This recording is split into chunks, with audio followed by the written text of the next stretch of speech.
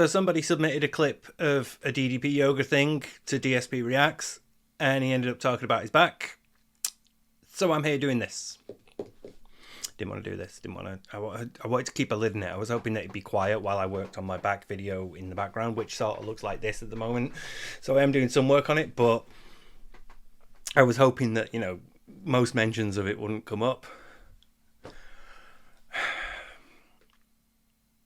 I'm actually quite curious now that I think about it. I sort of want to see what else he adds to the lie, because the whole like story with like the back video thing is that he starts off telling like a tale, and then throughout repeated tellings over the year, things get added to the lie and things change. And so it's sort of, in a broadly meta sense, it's a measure of how much the lie changes over time. So I'm curious to know what he says and what new information gets added to the lie.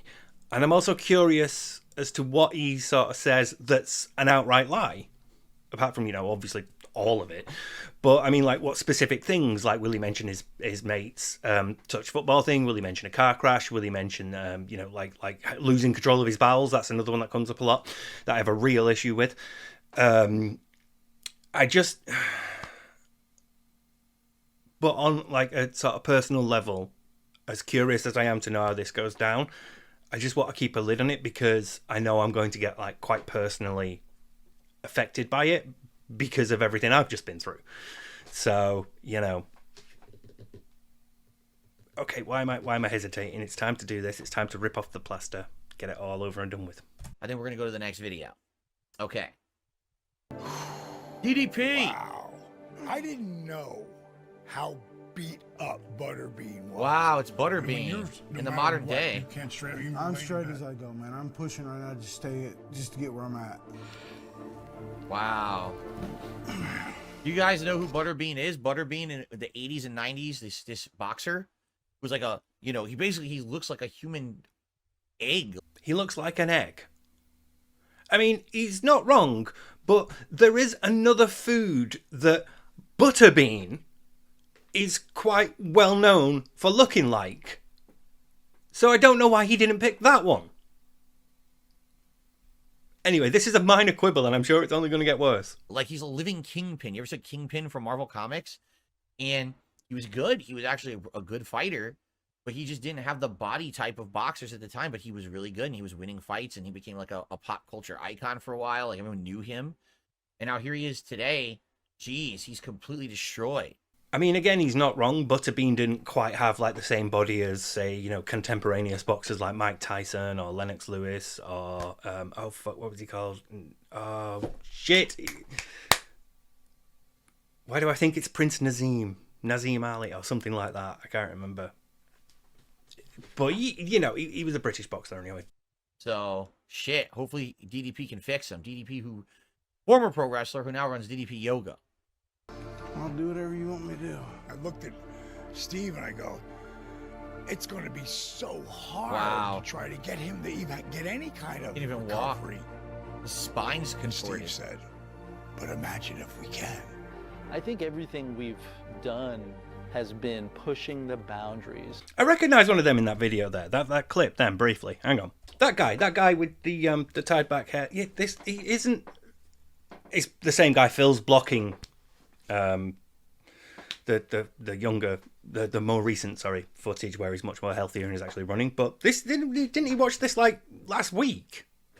And there's like no flicker of recognition of, oh, it's that guy. I remember that guy. Right. Of what if we can, and there's no reason for us to stop thinking that way now, because the idea of Butterbean walking again, it changes the perception of what's possible. Legs cocked just because of my hip, and I can feel it right here. Have you not gotten a hip replacement? No. They're saying I'm too big. There was no one who was worse off than Bean. His level of pain was off the charts every single day. Wow.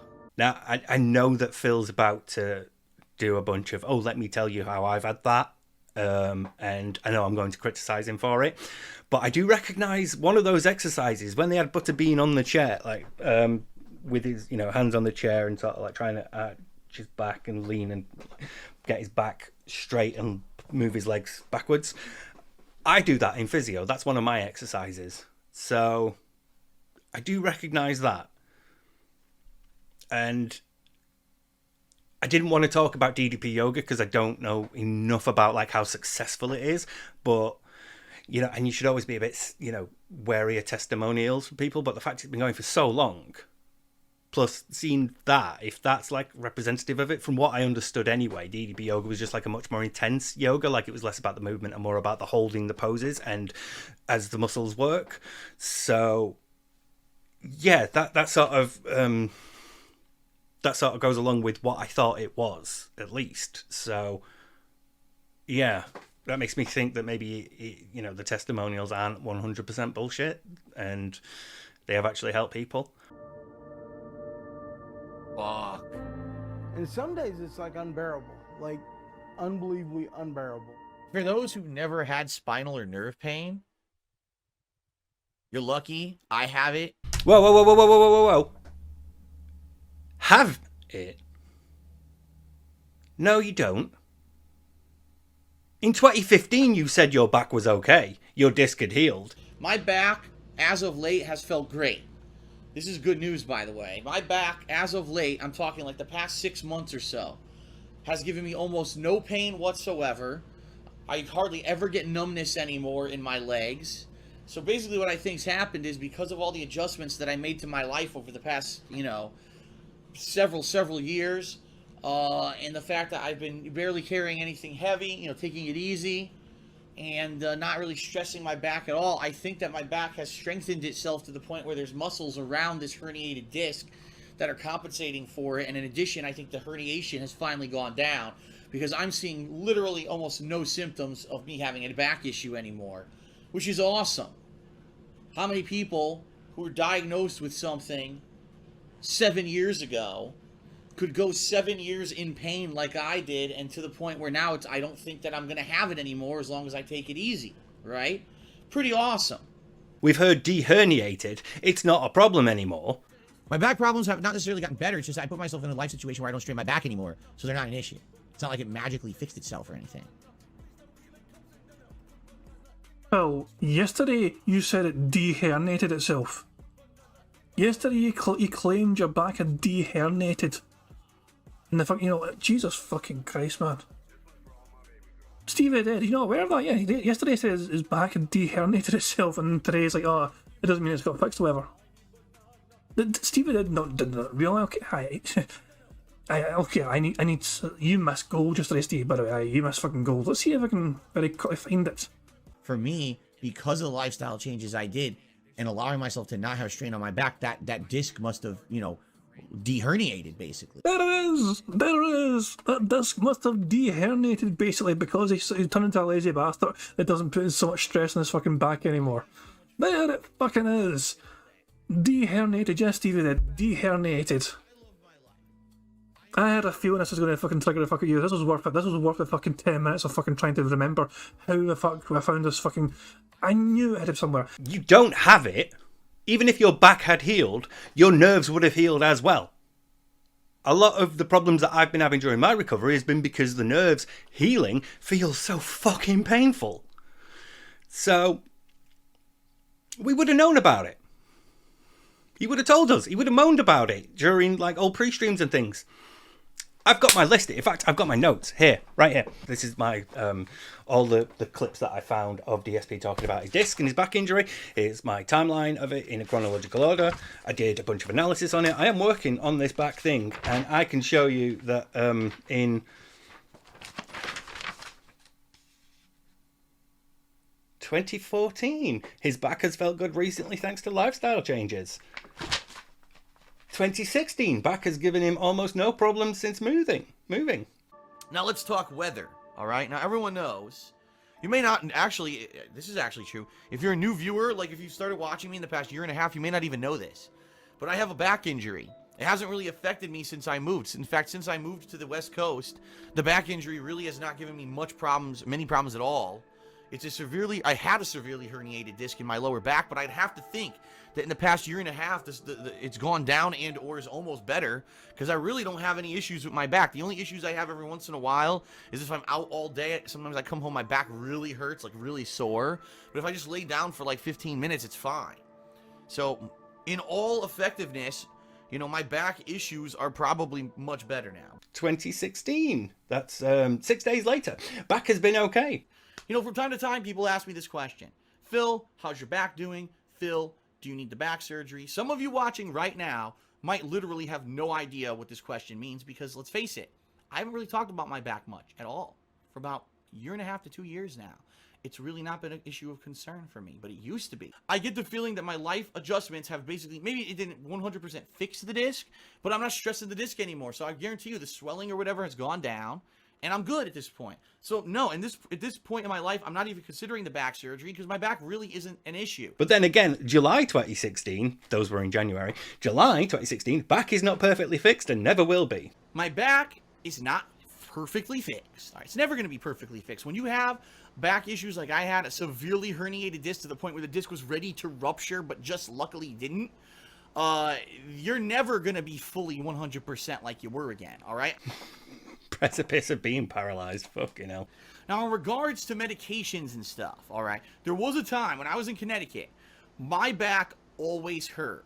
I always had shooting nerve pain, okay? It got to the point where my legs were numb. That's how bad my back was. That's really bad. When you get numbness in your limbs, you're in trouble, okay? It means that you are on the precipice of being paralyzed, one step away. So, yeah, there's quite a lot of times here where Phyllis said, yeah, my back's fine.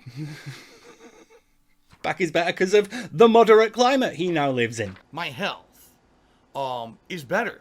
Like, back then, I had a back injury. My back injury was really bad, and because of things like, for example, the weather, it'd be super duper fucking humid and hot in the summer. Then we'd have ice and snow in the winter, and even though I had a bad back, I had to shovel snow to get my car out and shit. It just wasn't good, and I would re-injure my back constantly and everything. Now things are way different. Like, because I live in a moderate climate, I don't have these kind of risks or threats anymore. My back is basically much, much better now. I thought I might be referring to these. I haven't made because I'm actually still working on it in chunks, but I thought I might need these, so I'm glad that I've not put them to one side.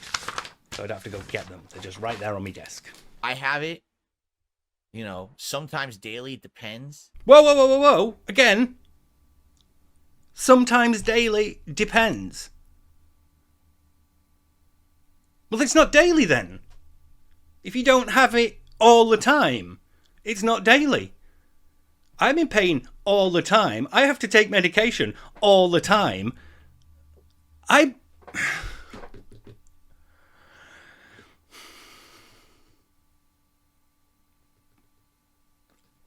already getting wound up. I need a cup of tea because I'm already getting wound up. I don't have it nearly as bad as someone like Butterbean, but I've had a lower back injury that was severe where I almost had a herniated or a ruptured disc, excuse me. Whoa, that's new as well. That's new. You have never once throughout all of this, and this goes back to 2022, and then I stopped to work on it, and then I had to go to the hospital, blah, blah, blah, blah. Never once did the word ruptured come up in this. I start from the king is revealed, and I go all the way up to, what's the last one, the last date. 28th of November, 2022. From the king is revealed in the 22nd of July, 2009. And he's saying that because there's a difference. You see, herniated means it's slightly bulging. That doesn't necessarily mean, it doesn't like make a comment on how much it bulges. If your disc is like, say like that, and then, you know, it herniates slightly, so it starts bulging out, and, you know, at the ends, that level of herniation can differ. And the amount of herniation that you have can affect the symptoms you feel. But ruptured is when the disc breaks. It's when part of it like actually bursts and the gooey gelatinous stuff inside, called the nucleus pulposus, that leaks out. That's ruptured. That's very serious. That's the one that's often a cause of like the serious pain associated with back injuries. Obviously, if your disc is quite badly herniated, it can cause like almost equivalent. But Right, okay. I need to hear this again. I've had a lower back injury that was severe where I almost had a herniated or a ruptured disc, excuse me. Not I had a herniated disc. I almost had a ruptured disc.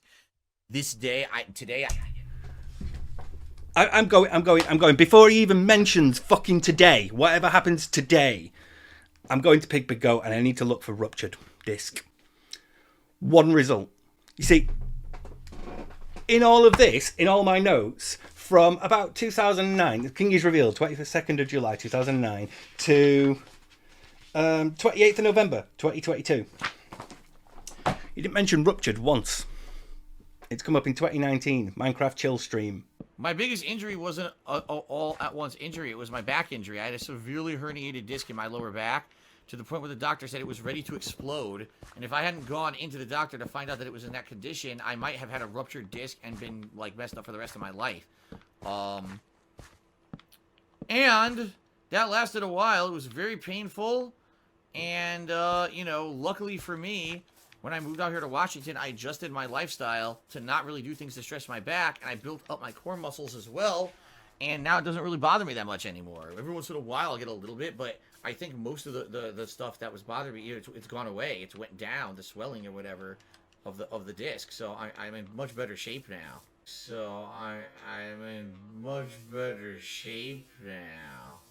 He never had a ruptured disc. Doctors told him it might rupture.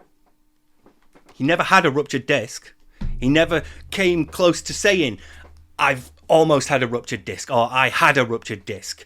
He's always called it herniated, severely herniated. Today I get pain, I get problems with my neck. That's because of your fucking posture. It's because you spend so much time with something in your hand looking like that.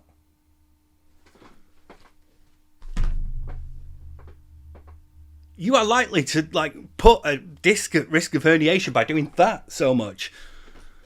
I get problems with my upper back, and basically you get so much pain in you because you get these shooting nerve pains that you can't help. You'll just be sitting there doing fucking nothing, and then you'll just zoop pain. That's not how it works. That's not how it works, Phil. You have the pain constantly. This pain in my leg and this pain in my back has been constant. It doesn't come on suddenly. I won't be going about my day and then all of a sudden, I can feel the pain again. If you're in pain through like your neck or your arms or something, that's likely to be something positional. Unless you can go to a doctor, get an MRI and sort of like check the extent, the condition of your discs, you are likely to be either sleeping uncomfortably, sitting uncomfortably, or walking with a bad posture. And considering like the majority of your time is liable to be spent with something in your hand like this, I'm going to guess it's the posture. That can put discs at risk of bulging and herniation and rupturing. But until you've gone to the doctor and had an MRI so you can check, you don't know that for sure. And there are easier ways of dealing with that non-surgically, such as therapy, massage therapy. You can have steroid injections, or you can fucking walk with your head upright and not spend the majority of your time looking down at a bejeweled knockoff on your phone. What the fuck? And sometimes you'll get numbness, you'll feel pressure, and you can't control it.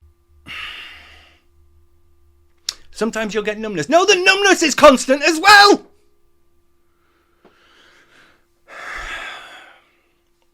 You're not doing anything to cause it. Your spine is just messed up. And it's awful. It's debilitating, and it's sadly, it can be life ruining. Yeah, it can. But that's hardly like a nuclear take from DSP. So I'm not willing to concede much ground here. So, man, I hope that they fix it. I feel like laying in bed and not doing nothing, just trying to find a comfortable spot. But I don't do that. I keep going. Right. So, because I've been in that situation, I've laid in bed for almost a year, not doing nothing. Now, I can't relive that. I didn't get to spend time with my grandkids. I don't know how to really say it. It's like looking for something to live for instead of just waiting to die. And that's what I was doing. Oh my God, so awful. He sounded well sarcastic when he said that then. Listen again, listen. Oh my God, so awful. He's sarcasm. That's sarcasm. And I genuinely wonder if that's because he struggles like actually empathizing with people. So he's not that good at like replicating it, you know, like as a narcissist, he has to like his emotional displays are controlled, they are deliberate. He doesn't want to give anything away, so you know he's learning from social situations like you know everybody else does. So he's sort of like picking up on when people are happy and when they're sad and when they're you know when they're crying and when they're you know when they're empathizing with other people, when they're discussing things and when they're being sarcastic and when they're using subtext. So you know he's picking up on everything else like the rest of us, but because he's not done it for so long and he's probably not been in as many situations where empathizing with somebody else and needing to display sympathy are required, he's not got that you know that much experience here, so he can't mimic it properly. He can't sort of like accurately say, you know, display an expression of sympathy because he's not seen it. He can't go, oh my God, that's so horrible. Oh, that's so horrible. Oh, that's so horrible. You know, he can't mimic it. He can't, like, make it look genuine. So instead he sits there and sounds sarcastic when he goes, oh my God, so awful. He just seems sarcastic. I don't know, that just sort of like really struck with me then. I think it's probably because I've actually had a lot of people in my life that know me say, oh my God, that's so horrible, and mean it. So I understand what it should sound like when it's genuine. Because I'll be telling them, yeah, I feel like this, or yeah, my back's done this, or yeah, the surgery went like this. Oh my God, that's so horrible. So I think I've heard it a lot, and it's resonating with me because he's not sounding the same way. Care. And I watched him just relentlessly work. And I thought, okay, this is possible. There was a point there. Did you miss it? I want to see if he actually reacts to it. DDP is saying he relentlessly worked, so I thought this could be possible. He's highlighting that Butterbean put in effort. He put in work. He got up. He did the exercises. He probably had like other changes as well, such as diet and lifestyle things. He would have put in the work required to make his recovery a success. His treatment, this process, this procedure, the DDP yoga course that he's currently doing, whatever personalized training Diamond Dallas Page has got him on, he did it. He put in the work. So I want to see if Phil recognizes that and reacts to it. And I watched him just relentlessly work. And I thought, okay, this is possible. No, nothing. He went like that very quickly when DDP said, okay. But there wasn't like a flicker of, oh. So that's the difference between me and him. Up, 5, 4, 3, 2, 5. You got more in you. Lower. 5, 4, 3, 2, 6. Oh, there's another one. I recognize that as well. I have to do something similar. It's one of the newer ones to go from seated to standing without pushing off anything, using only like your muscles to do it. It's a squat basically, but you can't handle weight on you as you squat, so you have to do it yourself at the moment and get your muscles built up enough that they can perform that movement before you can start then adding weight and resistance and force and working them out that way. Inversion table. I'm gonna be honest, when I heard yoga, I'm That's why I don't like people call it yoga. What's it say, B? DDP. DDP what? Why? Right. DDP why? Years ago, when I went to the doctors, they were all, that they were pushing me away from hip surgery because I was so big. Because you got to be a certain size to be able to have it, apparently. So this is your right hip, this is your left hip. If you look here, how this whole thing is just white. Oh, that looks like it's fused. I have a couple of relatives that have problems with their hips and have needed hip replacements. And the issue has almost always, been that the socket in the hip and the ball in the thigh bone, is it the patella? I can't remember.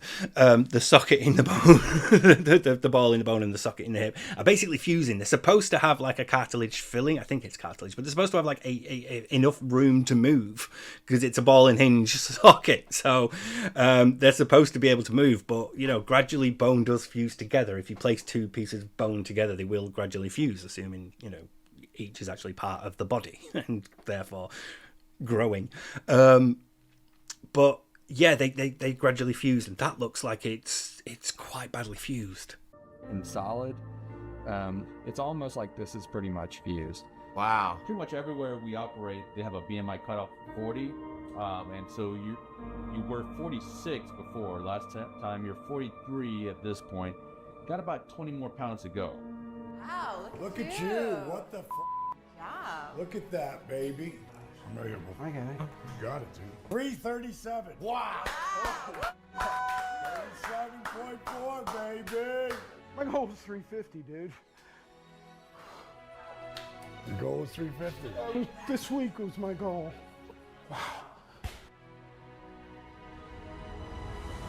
Wow. The weight loss Working. surprised me Yeah, who knew you could lose weight by doing exercise, Phil? as much as just the outlook on life. I got something to live for. Up 3, 2, 6. Lower 3, 2, 6. Yeah, there you go. There you go. That's the one I do. I have to like hold a weight about the same sort of height, but the point is that you're still sort of squatting with your legs and keeping your back straight and getting used to the movement of things straightening out. And then as your muscles get better at that, then you start adding resistance by adding weights. Up 3, 2, 7. Look at him Lower go. 3, 2, 7.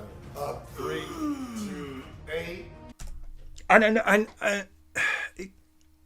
it's difficult to sort of convey this if you've not needed to go through it, but it's actually a really knackering movement. It's really tiring because normally when you're getting up out of a chair, you push off with your arms. You put your hands on the things, on the armrests, and you push off. So, like, having to do it with just your legs and, like, move with the muscles in your core and your body, it's surprisingly difficult. Especially if you know, when you're going through recovery from back injuries and things. It's a really exhausting exercise. You know, it took me months to get to the point where he was like, okay, we can do this now. So, yeah, I know I've mentioned it. Don't worry. Lower 3, 2, 8. Up 3, 2, 9. Go on, champ. Lower 3. As far as the scheduling, my scheduler will be calling you probably within the next day or so, and then she'll kind of go over as soon as it's available. The doctor's seen what work we've done, and we've accomplished 90% of that. To have surgery, we're having surgery. It's the 23rd. Oh, so he did get the surgery. Wow. It only took them 3 months. They started in what, March, you said? Or was it April? So it only took them 2-3 months to get him to the point where he can get the surgery he always needed and couldn't get because he was too big. Thanks for telling us that, Phil. I wouldn't have picked up on that otherwise. See, this is the issue that people have with your reacts, Philip. You don't add anything. You're just recapping what you've just seen, and therefore what we've all just seen. You don't have anything to add. At all. You don't have any insight. Your additions don't make it meaningful in any way. This is why these fucking streams do so badly. Look, 281 people watching this. That's all. He has 200,000 subscribers. And he can't get 300 people to watch a react. That's how bad these are. Yeah. Surgery day. Yay. You guys ready? Definitely Peter, you ready? Sure. I'm ready. Okay. Hey, y'all get to wear masks.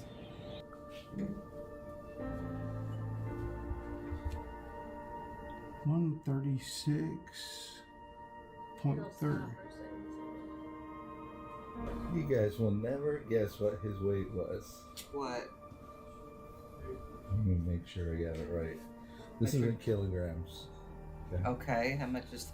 Times 2.2. Are Wow. you serious? He's only been $2.99 one time, and they didn't announce him at $2.99. They said he was $3.01, but he was actually $2.99. Okay, that happens a lot in wrestling as well. They sort of over-exaggerate, you know, your height and your weight to make you look bigger. So, yeah, fair enough. I get it, man. I'm, you know, laughing at that. Wow. You broke 300. Oh, That's crazy. damn. Do I complete the blanket? Yeah, I'm not, oh, thank you. Oh no, buddy. Awesome. Yeah. I love it. Have a good. Love your movie, Steve. See you when you get out. It's gonna be awesome. What an arduous process, because it takes so many months of work to even get to the level where he can lose the weight, and then he can do the surgery, and then he has to work even harder after the surgery. First of all, yeah, we got it, don't worry. Second of all, yeah, Phil, that's what exercise is. It's not easy. It's exhausting. It's arduous. It's a long road to recovery. It's difficult to lose weight. And the more weight you put on, the more you have to lose. But the harder it is to do the stuff you need to do to lose it in the first place.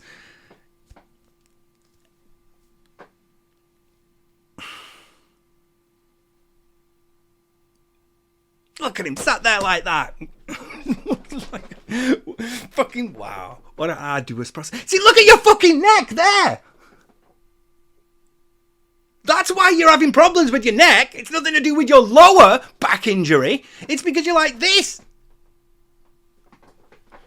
Fucking rearrange your setup so that you don't have to be like this when you're watching a fucking video. Jesus. Sit like that. You've got a fucking headrest on that thing. There's a bit there for the pillow to cushion your head. When I look at where he started, when he first came in the house, to where he is today, it's pretty mind-blowing. Wow. That's a huge difference. Yeah, it's like no pain whatsoever over here. Even his face, look at his face, how much more energy and how positive he's looking. Oh, God, shut up, Phil. Jesus. Even in his face, look at his face. The guy is walking after 4 months using just one crutch. That is fucking incredible, that. It has been just over 4 months since he was struggling like that when they first met DDP. And he is walking like that with one crutch. That is fucking amazing, that. It has taken me so long to get back to just one crutch. For most of this, like most of the 9 years, I've used one because I liked having one hand free. I only felt like I needed to support one side of me, so I needed just one. And I like being able to do the things I could do. So I used one for the majority of this. And then after I had surgery, I needed two for quite a while as well, for several months. It's taken me 6 months to get back to one. So I am fucking astonished at how quick that was. That was incredible. Butterbean, as a former athlete no less, I know he was called Butterbean because he did not have the typical boxer's physique, but he was still an athlete. He still would have done boxing training. He still would have been able to go in the ring. His cardio would have been okay. So to see him like slip back into that and be like, no, I can do this. I can like put forth the mental and physical effort and energy I need to do in order to exercise, to work at this and to get to a point where I'm okay again. It's really like astonishing. And again, I know I'm going to criticize him for making it about him, but as someone going through similar, it's really like, it's heartwarming to see. It really is. And it is inspiring because it does make me feel like I can do it as well. And I have my own issues getting through this, but I'm still like a long way off what I was when I first came out of hospital. So I think I've done all right. And to see someone else doing just as well, you know, to see someone else doing better, it doesn't make me feel jealous of him or make me hate him or envy him in any way. I'm happy for him. And I feel like I can do that as well. If he can do it, I can do it. You know? I'm going to get there as well. That's why when I'm in physio, I think of Jaha and Broside Phil. And I think if you can do that, I can do that. I might not ever get to the point where you guys are at, but if I can come anywhere near close, if I can just get closer to you than I am to what I was, I am doing okay.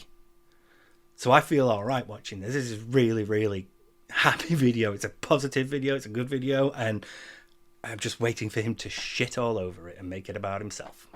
well, not shit all over it in the way that you know, not that way, but I mean, he's going to take the positive aspects of it and twist them. So, yeah. Being stuck in a wheelchair, I might as well been dead. So, this kind of represents my change. When I was here, I felt I only had a couple years. Honestly did. Yeah, I was right. looking up. Sorry, need to pull him up on that. What do you mean, yeah, right? You have never been in that position. You have never been close to that position. You cannot possibly fathom what it is to be in his position. Out the window like old folks in a nursing home that wasn't going to be here. Back in the day, I believe I could accomplish anything. God, he's fucking crying. He's fucking crying. Oh my God.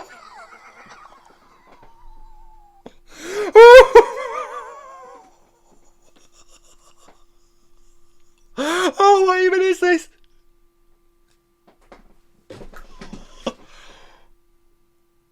Oh, I want to say something, but I want to keep like forcing my fist into my mouth so I don't. What is that? He's wiping away tears. Oh my God, I need to see. Oh, I need to see this. I need to see this. I could do anything, but somehow down the line I forgot that. That's powerful, bro. Evolution of Butterbean. I love it. I love it. Wow. Yeah, I mean, it changed my life, really did. Because honestly, Wow. Wow. He did. He did all that. For quite a while. That had to be a good like 15 to 20 seconds.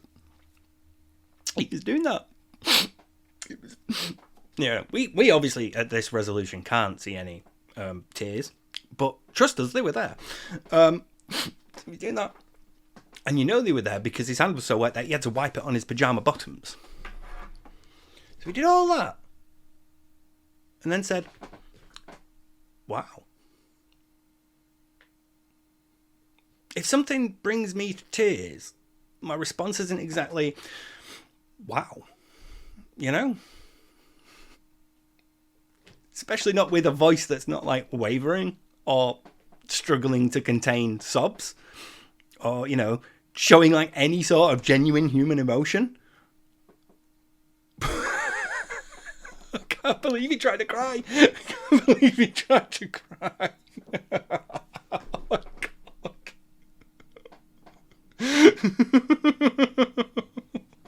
I think I'm gonna die.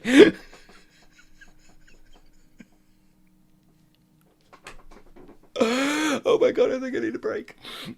Oh my God. Oh my God. Right, okay, yeah, my cup of tea is empty. I need a break. So I need a breather. I need to compose myself. That was fucking incredible.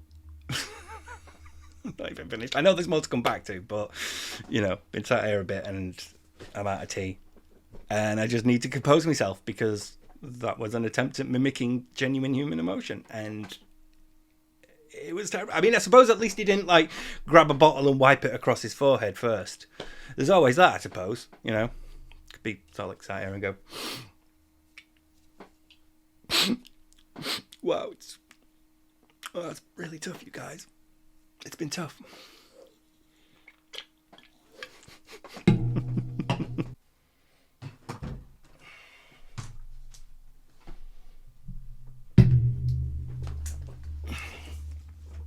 I've been trying to think about the crying and the attempts of crying, and there's a thing I'd like to bring up because earlier we saw him sort of try to say, you know, oh, that's quite tragic, that's quite sad, but sounding sarcastic, and I think that is because he lacks the sort of enough socializing to recognize how to do it like effectively, and I think there's a similar thing going on here.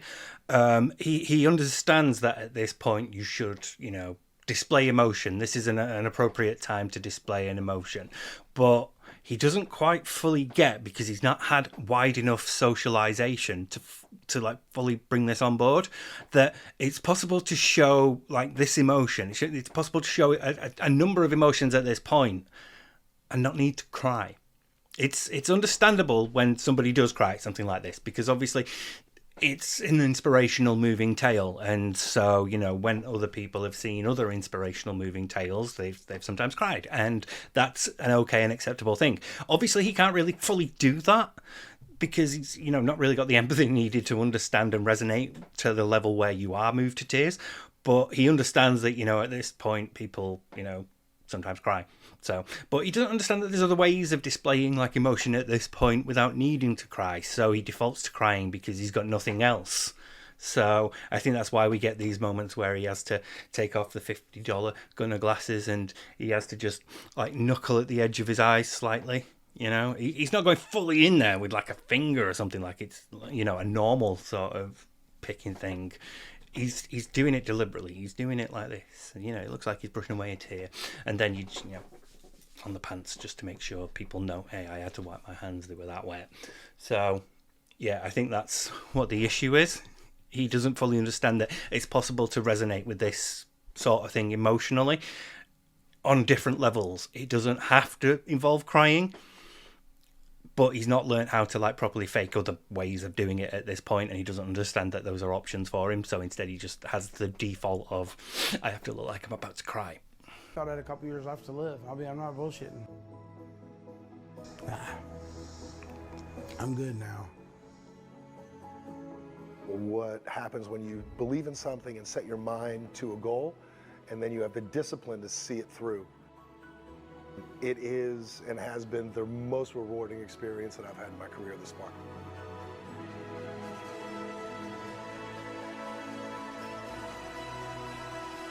You like seeing good things happen. Freaking running. Yeah.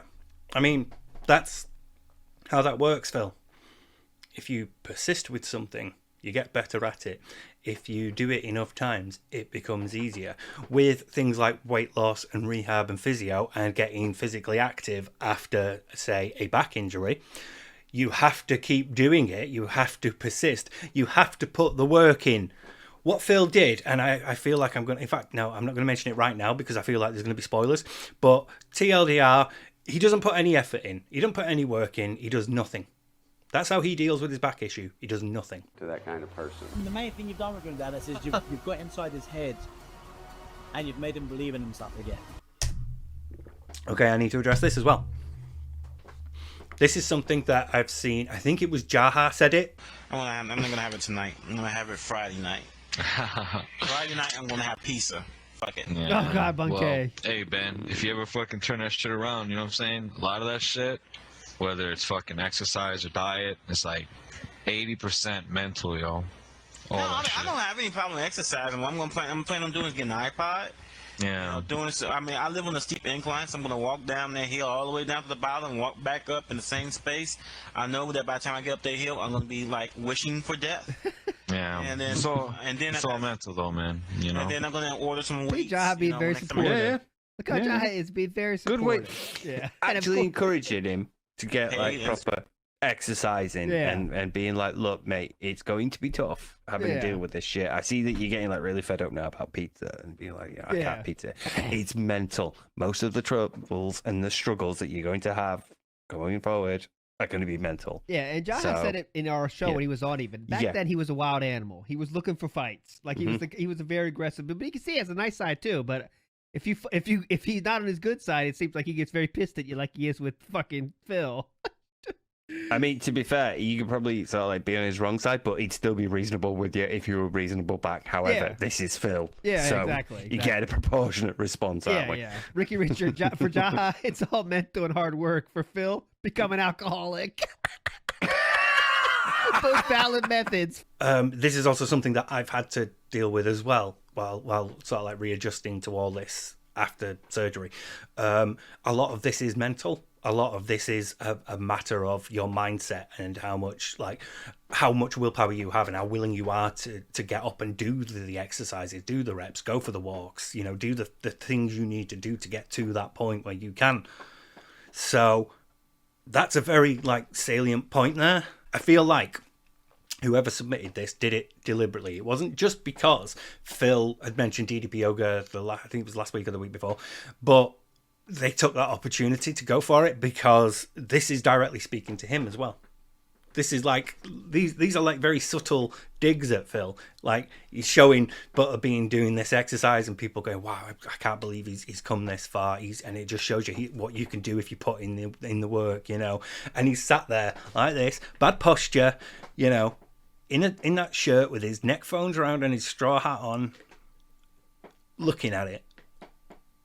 A man who had a back injury in around 2007 and has since said like several other times and gone on to inflate a lot of things about that back injury and his retellings of them. He sat there like this, you know, just having it go right over his head. And that's, you know, when you get this right, this is the easy stuff. But getting the head right is the hard bit, and his head's there.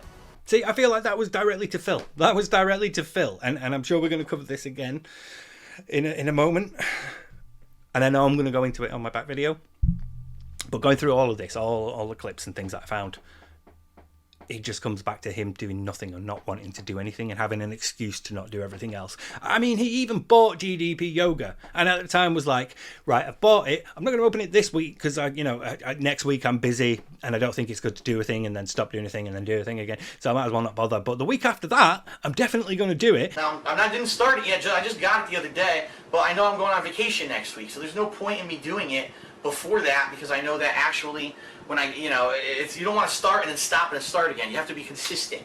And I'm going to probably start it the week after I get back from vacation, maybe a week later. It all depends on how my back feels when I get back from a week on vacation and being in tourist. So we'll see what happens with that. And then you fast forward to, you know, him digging it out of the closet going, it's not even been opened. I paid $100 for DDP Yoga and never used it. Unopened. The DVDs aren't even opened. And I've got like $180, how much? $180 gym mat, yoga mat thing. I have a 10-year-old, completely unopened, high-end yoga mat.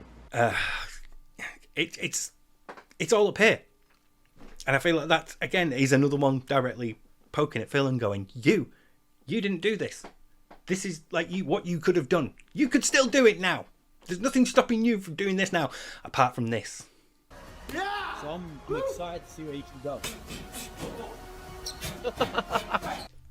I mean, I don't know if a laugh was quite appropriate there. I'm not entirely sure what he was laughing at. Most people would be like, it would be a joyous thing, so maybe, but I feel like most people would actually be like, wow, you know, more positive and aspirational and like inspired rather than like, oh, that's hilarious. This is a boxer, a former boxer who like met DDP like what 5-6 months ago by this point, however many months ago, on crutches, struggling to walk, and now here he is boxing again. He's training again. He's doing the things that he used to do with another boxer in the ring. So this guy is also like able to recognize the distance that Butterbean has covered, and he's like, yeah, it's funny, isn't it? I really forgot who I was, and I pretty much give up on life. Now I believe in myself again. Oh, is he going to cry again? It looks like he's going to cry again. I think he's going a bit there. He's trying to do the, you know, where your cheeks get a bit as you're trying to struggle to hold back tears. I can't really see much on this because it's quite small resolution, but it's quite a small pad as well. It's only that big. So yeah, it's my fucking notebook. I don't know why I'm not holding it up. But yeah, I've got a small screen here. I can't really see much about how his emotions are coming across on his face. But I feel like he's going to try to cry again, or at least try to look like he has been affected by the issues discussed and probably needs a helpline. Wow. What an awesome video. Oh, the glasses are... Oh, there we go! We got it!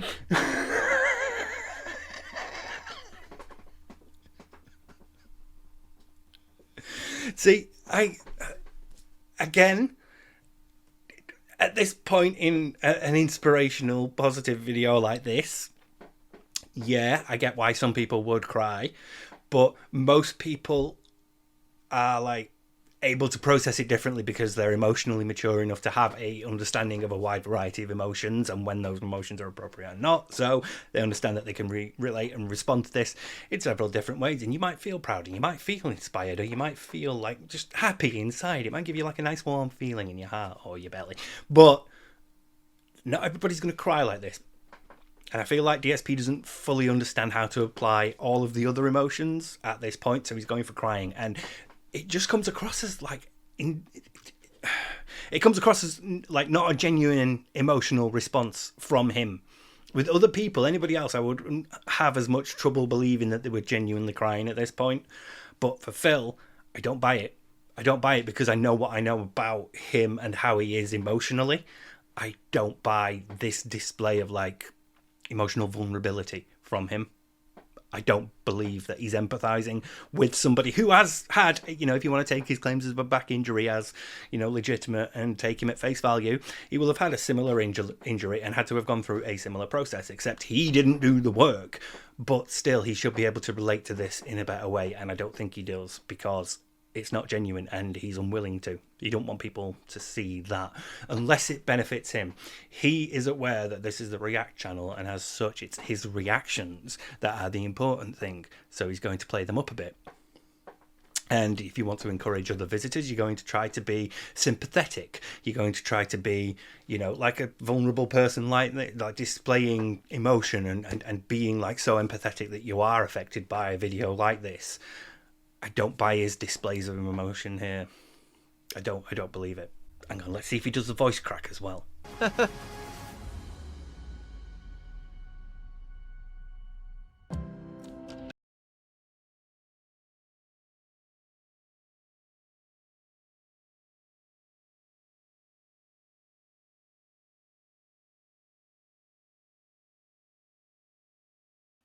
You have it in him.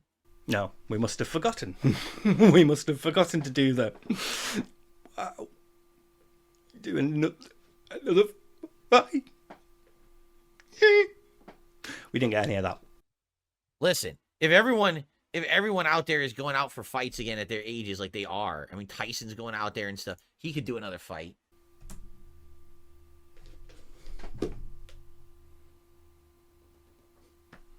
This isn't like a Shawn Michaels comeback. It's not about like Mike Tyson getting ready for another fight. This is about him going through a physical journey, not just seeing other people going, oh, I think I can have a fight as well, and getting back into shape for it. This is him going to like wheelchair bound to training for another fight, where he's at the point where he can realistically think, I might be able to have one more fight. And he's like, oh, you know, Mike Tyson's doing it. I mean, so can he. Like, no, the situations are different. The situations are completely different. That's not like the point of this. And as such, that's why I think his emotional displays weren't genuine. He wasn't fully with it. He wasn't fully paying attention and able to resonate to that extent. So the phrase "one more fight" in that context, to everybody else who is emotionally mature enough to follow along with it would understand, wow, that's a really good thing, going from like wheelchair bound to seriously considering if you could do it again, if you could step in the ring again, and understanding the weight and magnitude of that journey, which is magnificent journey. Let's be honest, that's very fucking impressive. That's inspiring. That's very heartwarming. That is an incredible thing that Butterbean has done, and it's an incredible thing that DDP has done to help him get to that point. It's not because he's looking at Mike Tyson going, I could do that. If he's doing it, why can't I? Most people would not think that in response to, wow, one more round, you know, one more fight. But Phil does, because Phil doesn't emotionally relate enough. He isn't at that level. He is unwilling to display empathy. So we get that, like, not even surface level understanding. It's like several levels below surface level. It's like struggling for air and still got 50 meters to swim level. That's amazing. What a change, right? Wow. It's a truly inspirational story. It's just about the dedication, right? Yeah, Phil. Yeah, it is. Yeah. Where's yours? Why did it take you so long to recover from your back injury? Why did it take you 5 to 15 years of making your life back compliant and doing fucking nothing? Where was your dedication? How much work did you put in? Oh God, please do, please. Right, okay, go into it. Come on. All right, good stuff. We have one more part left on DSP versus the internet for this week. I thank you all for watching, and I will see you in that final part. Right, okay, fair enough. That was very, very little. I thought there'd been more, like, specifically him trying to make it about him about it. So I don't necessarily feel like I should go too hard. But on the other hand, I've got physiotherapy next week and I had hydrotherapy this week. And so, you know, I sort of want to. I think maybe I should pause again. I think maybe I should like listen to what he said again at that point earlier and go back into it now. Right. Let's do that. For those who never had spinal or nerve pain, you're lucky. I have it, you know, sometimes daily. It depends. I don't have it nearly as bad as someone like Butterbean, but I've had a lower back injury that was severe where I almost had a herniated or a ruptured disc, excuse me. Not I had a herniated disc. I almost had a ruptured disc. I think he's trying to say, even though he's clumsy with it, that his disc almost ruptured. And again, like I sort of had a meltdown before about, that doesn't come up at all during his talks. His doctors said that several times he's repeated the claim that his doctors said if you didn't come in sooner or if you didn't catch this now, you know, it could have ruptured. But that's not the same as it almost rupturing. You know, those are two different things. That doctor could very easily have said, if this gets worse, it could reach the point where it might rupture. You know, and that is not the same as it is at the point where it might rupture. So I'm going to save as much as I can for my back video, but I really do not believe that I'm going to do him like the greatest favor anyone ever can and assume that he did hurt his back at one point around 2007, possibly while playing touch football. But it is the extent to which that injury occurred and how much it affected his life and the symptoms that he had and the severity of his condition that I question. Because if your disc almost ruptures, that is such herniation. That is huge amounts of herniation. And it is not something you can deal with without painkillers, without physio, without some sort of medical intervention, without like a lot more aids and adaptations than just a shower stool. You do not just let it go down over a period of 5 years and do nothing about it. If the pain is that severe, you're going to do something about it. That might be painkillers, that might be steroids, that might be physiotherapy or massage therapy. There are so many things that you would need to do at that point. And I got to that, but like I got to a point where I needed painkillers. I got to a point where I needed help. I've had a steroid injection in my back. It didn't work. And worst of all, it aggravated the nerves and was fucking murder. So, yeah, there are so many ways that you would like go to treat this, and he didn't.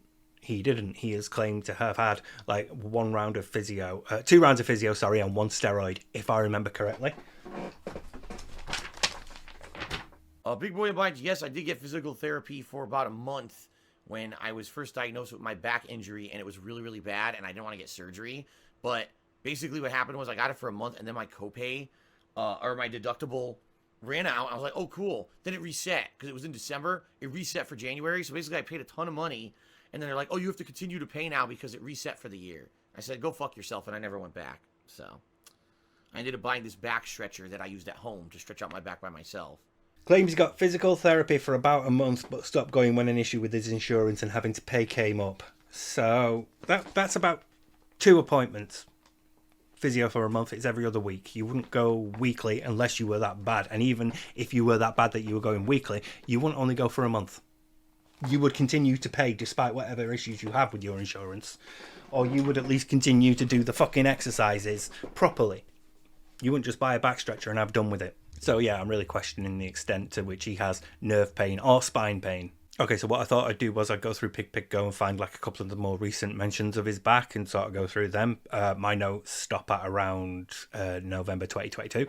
So there's a book, because that's when I started working on one of the earlier versions of this. That's where, you know, that's the last bit. So there's about a year or so where stuff could have been mentioned or added. So I'm just going to look through some of the more recent ones. So it's a rare genetic condition where they just never feel like they're satisfied with food. They always want to eat something. Now, I wonder, and I'm now no medical professional here, could this be cured with some kind of mental training? Mental training. Did he just call therapy mental training? Could this be cured with some sort of mental training? Well, number one, it's not mental training, it's therapy. And number two, no, it can't be cured. It can be managed. You can learn how to manage it. But it's probably not going to be cured. We're not even at his back yet. Like, could they psychologically be trained to not care? He's a fucking idiot. Some sort of psychological training. To ignore it. To not care. Like, I feel like he understands, like, on some level, the basic principle of it. But fully understanding it is just too far beyond his cognitive capabilities. And I'm still not at the point where he mentions his back. I know that sounds wild, but just to give you some perspective, okay? When I was younger, I had a super duper bad back injury. I actually had a severely herniated disc in my lower back. And I had pain all the time. Sometimes daily, sometimes not. It was like, even in my sleep, I had pain.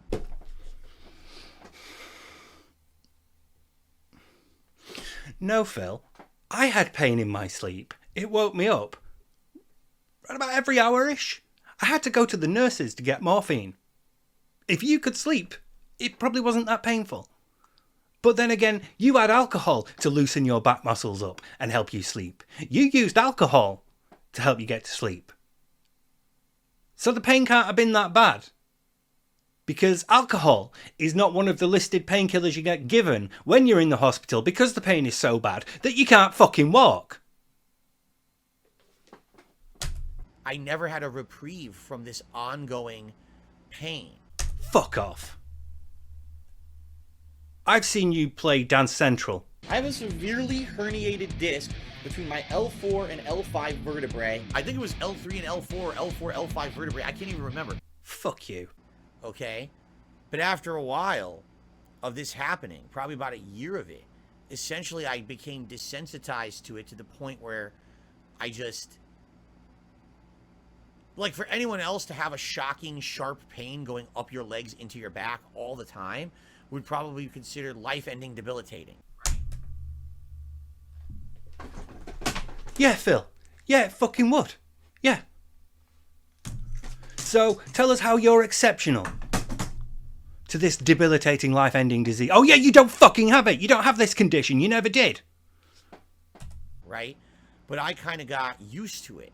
You psychologically toughed it out. You didn't need painkillers. You were so fucking sorted up here, weren't you? You had it all figured out. You knew how to deal with it. You knew how to put it out of your mind. You could just, like, ignore it and get on with your day so you could play Dance Central, didn't you? To the point where it just became my life. No, Phil, no. No. Taking 20 tablets a day became my life because of this pain. You got drunk. You used it as a fucking excuse to not do anything, and you got drunk. And it wasn't good, but obviously, like, I got desensitized to it to the point where I wasn't letting it bother me that much anymore. Then it wasn't that bad to begin with. If you can ignore it, it's not that bad. If you can ignore it without painkillers, it's not that bad. It's not debilitating. It's not life-ending. If it was, you'd be on the fucking painkillers. Trust me. What I've actually found now today, and this is truthful, is that my body Okay, before he goes to somewhere wonderful, I want to point out that he said this is truthful, and people who are telling the truth don't need to tell people that they're telling the truth before they tell them what they're going to tell them. They just tell them because they're telling the truth. Has actually got used to pain. Okay, Phil, if you want me to be generous and give you that, you know, you had a back injury and it took 5 years for it to heal and all that, okay, fine, I'll do that. But you have to acknowledge, and because it's an undisputable fact, I have dates and I have like the evidence for it. I could show you the wristbands that I have for the surgeries. I can take all this back to March 1st, 2015. I've had that pain longer. You do not just get used to it. You can't just ignore it. It's not just there. You have to deal with it. Sometimes it's more manageable than others. Some days you wake up and you think, it doesn't feel too bad today, so I might be able to, I don't know, go to the shops or see a relative or something. But other days, you're not getting up and walking very far. Especially not unaided. Ain't no back stretcher or shower stool that will help you cope with that pain. You can't just ignore it. You get used to it. You get used to the feeling of it. You get used to being able to anticipate what things are going to hurt, what activities you can and can't do, and moving your life around that. But you can't just ignore it. You don't psychologically tough it out. Like, I don't really feel pain as bad anymore. That's because it's not fucking there. Your pain isn't there. It never was there. Your back wasn't so badly hurt in the first place. And if it was, you might have stuck out physio so your back would have been healthier 15 years ago. All those problems that you've had through your life, all the way from 2007 to now, all of the ways that your back has affected your life could have been avoided, and you would have had a much healthier, fitter back if you'd have done more than 1 month of physio. That's all it would have taken, but you didn't want to put in the effort. Instead, you psychologically toughed it out, didn't you? I don't know if that makes sense. No, it doesn't. No, it doesn't make sense because you're full of shit. You're bullshitting us. Anybody who's got a back injury will know. Anybody who's been through anything remotely resembling a back injury will know. He's full of shit. But like when I was younger, I reacted to pain in a lot of ways like more people did. But now I don't really react to pain that much anymore. That's because you don't have any. You don't have any pain. Like, the way you've dealt with pain has been drinking. It always has. You have your fucking... I'd learned that... Is it Advil or Tylenol? Whatever. The tablets that he has in that bag, that Ziploc sandwich bag, they're just ibuprofen.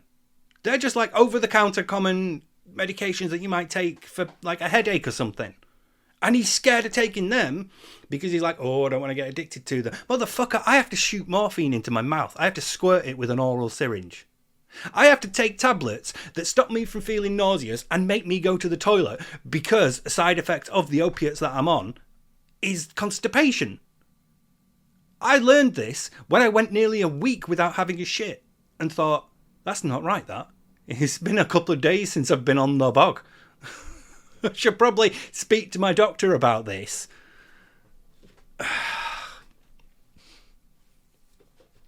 But no, he's learned to deal with pain, guys. He's psychologically adapted. He's learned that he's won the mental battle, you know? He doesn't feel pain anymore like other people do. It's because you're fucking lying. That's why. You know what I'm saying? Like when I get hurt, it's like, okay, it hurts, but I'm not like, oh God, it hurts. I don't really feel the same anymore. That's because you're not getting hurt to the point where you're like, oh God, it hurts. You're just getting like the regular like aches and cramps and things that a 42-year-old man who's got a poor diet and does very little exercise will feel. I'm sorry, I can't deal with the idea that Phil has like psychologically toughed it out and dealt with a severely herniated disc that was so bad it might have ruptured and he might have lost control of his bowels. If it's that bad, you are not just psychologically toughing it out. You are not. There is not a fucking painkiller on earth that can touch that pain until they get you on really heavy doses of really strong stuff. Believe me, that's how I've ended up in this position. That's how I've ended up on several different types of medication at very high doses. Because I've had to get to that point. Because fucking nothing was touching the pain I was in. He came nowhere near as close as to what I've been through. It's because I had such bad pain earlier in my life that I don't really get that reaction to pain anymore. You do not... Your body does not... You cannot... Does he think he's conditioned his body to ignore pain? Is that what we're talking about right here? Because if that's true, I want the police to go round and check his house to make sure he is okay. I want the paramedics to go round to his house with a fucking white jacket for him. I want him taken to a room where the walls are soft and padded so he can't hurt himself. Because this is fucking delusional. We are not talking about like a wrestler finishing a match with a broken arm or a dislocated shoulder or, you know, a torn tricep or something. We are not talking about like athletes and marathon runners and sprinters and, you know, swimmers or pole vaulters or football stars or rugby stars or any sort of fucking team or sport you can imagine finishing like a round or a game or a length or whatever.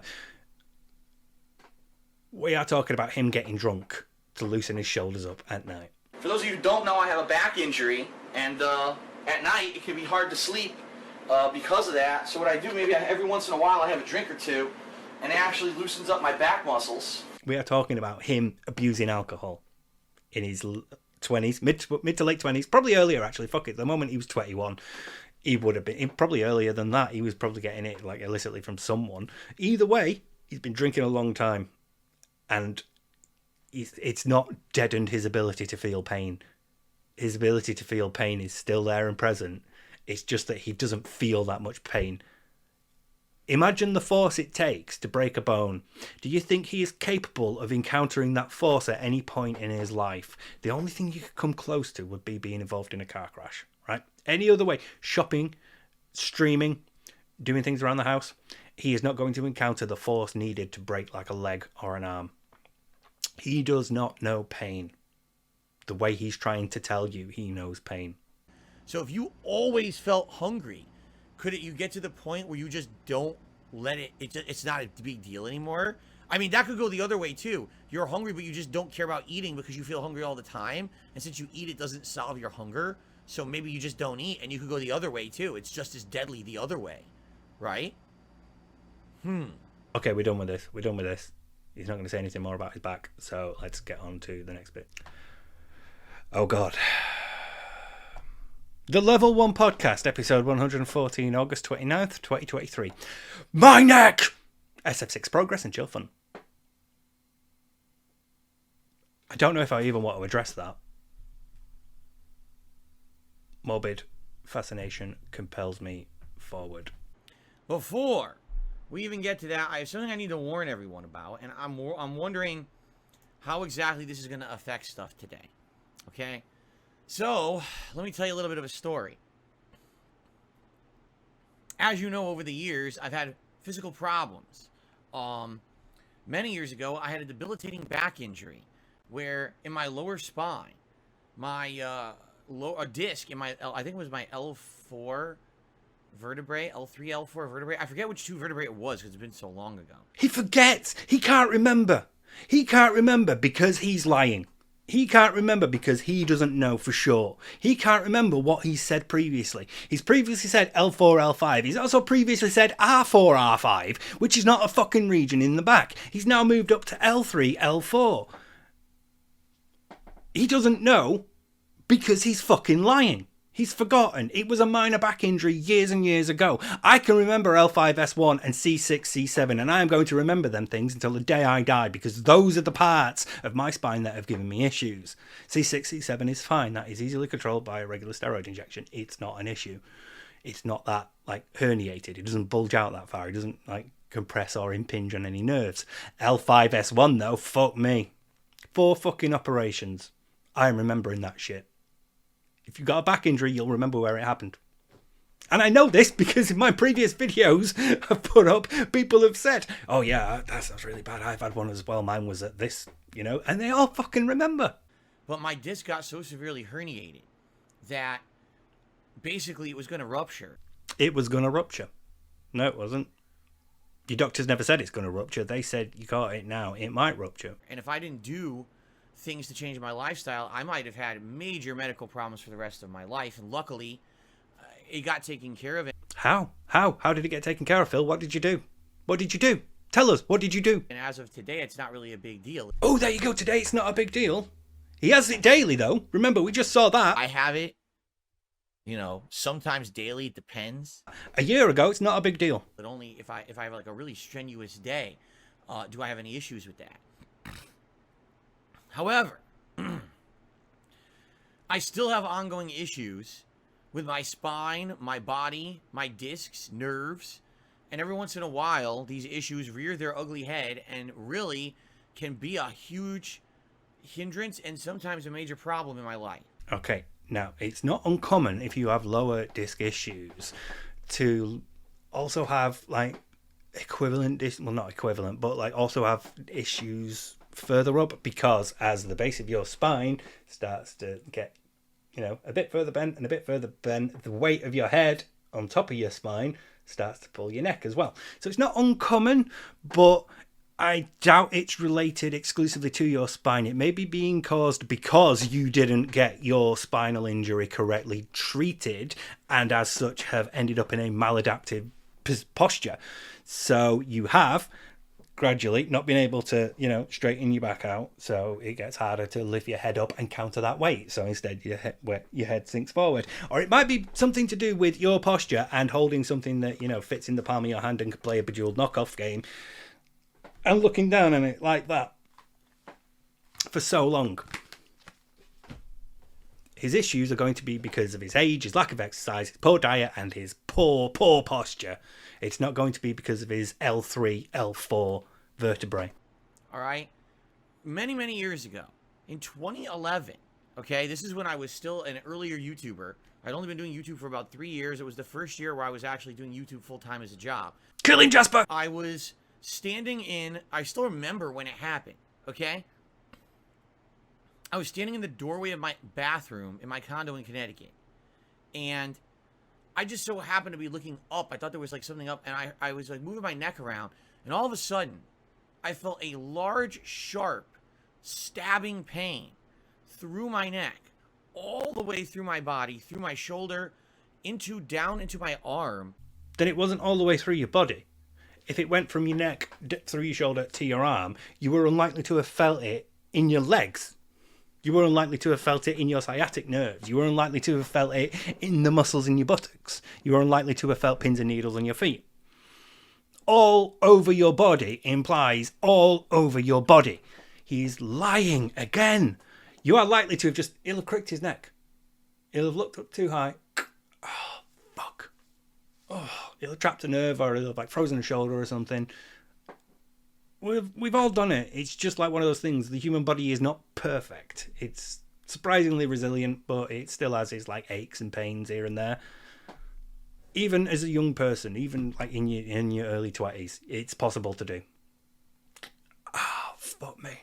You know, and then you're out of it for a week while you slowly nurse your shoulder and your neck back into like movement. All the way through into my thumb. Oh, okay, I'm not dealing with his neck. I can't be asked.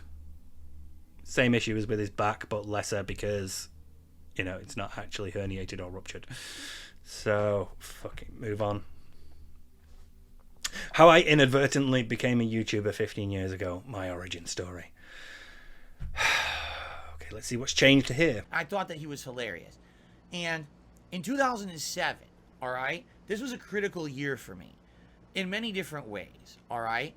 Here's the deal, is that basically... That was a lot of... Okay, basically, here's the deal. What happened was, you need to know at the start, first things first, bottom line, you know, listen to this. This was a critical year for me in many different ways, all right? This was a critical year for me in many different ways, all right? Here's the deal. Here's the deal. Is that basically I was diagnosed with a very bad back injury. Look how long we took to get from in 2007 to I was diagnosed with a very bad back injury. You couldn't go in 2007 I was diagnosed with a very bad back injury. You have to go 2007, this is a critical year for me in many different ways. Basically what you need to know, here's the deal. I was diagnosed with a back injury. a lot of padding there. A lot of word salad. A lot of trying to talk circularly. A lot of narcissistic speech patterns here. I had a severely herniated disc in my lower back. Do you recall which vertebrae it was between, Phil? By the way, as you can see back then, I was very chubby. I was overweight. I probably weighed 240 pounds. He's stated that before as well. There's a little bit about weight in my video. I don't want to get into too much about it, but your weight does have an influence on your back and how likely you are to recover from surgeries and, get better physically. So it's something that I sort of brush over. He's stated that. He stated that his weight back then was 240 pounds. And that stays the same for about 10 to 15 years. Because remember, in 2007, when he was on Alpharism Radio, he was like, I've lost like 40 pounds recently. I had pneumonia, but, I'm healthy because I've lost the weight. I'll tell you right on the radio, this is my diet every single day. Here we go, boys. Here we go. Here we go. This is it. Found it. Eat this, but this is what I eat every Here we day. go. Okay? Burger. And keep in mind, I used to weigh 240 pounds last year, and since December when I had pneumonia, I changed my diet, and this is now I weigh 198 pounds. Whoa. The pounds just fell off. It was great. All I had to do was catch an illness. My knees hurt all the time. My back was all messed up. I had shooting pain in my legs, and sometimes it was numb, and I couldn't even feel them. Them. So your disc had to squirt out 2 different ways. Your disc had to bulge out just to pinch the nerves going into your left leg and into your right leg. That's the way I take that them, meaning plural. So if I'm saying, I had nerve pain and it was shooting into my leg felt numb, you would infer one leg. Them suggests both. Okay, this occurred to me while I was editing this bit, so I'm just going to quickly contrast these 2 clips and then I'll be right back to the regular video. My knees hurt all the time. My back was all messed up. I had shooting pain in my legs, and sometimes it was numb, and I couldn't even feel them. At least 3 to 4 times a week, I get on an exercise bike, and I ride for about 45 minutes. Oh. Bullshit. And I sweat. I'm not talking about I'm riding a slow ride. I'm riding as fast as I possibly can. Bullshit. And For 45 minutes. 45 minutes, top speed, bullshit. So... yeah, that's a bit bullshit as well. It was very bad. I went to the doctor, and after the MRI, the doctor told me you were literally this close. That's a new one as well. Across various retellings, he stated that the doctor said, it was about to rupture.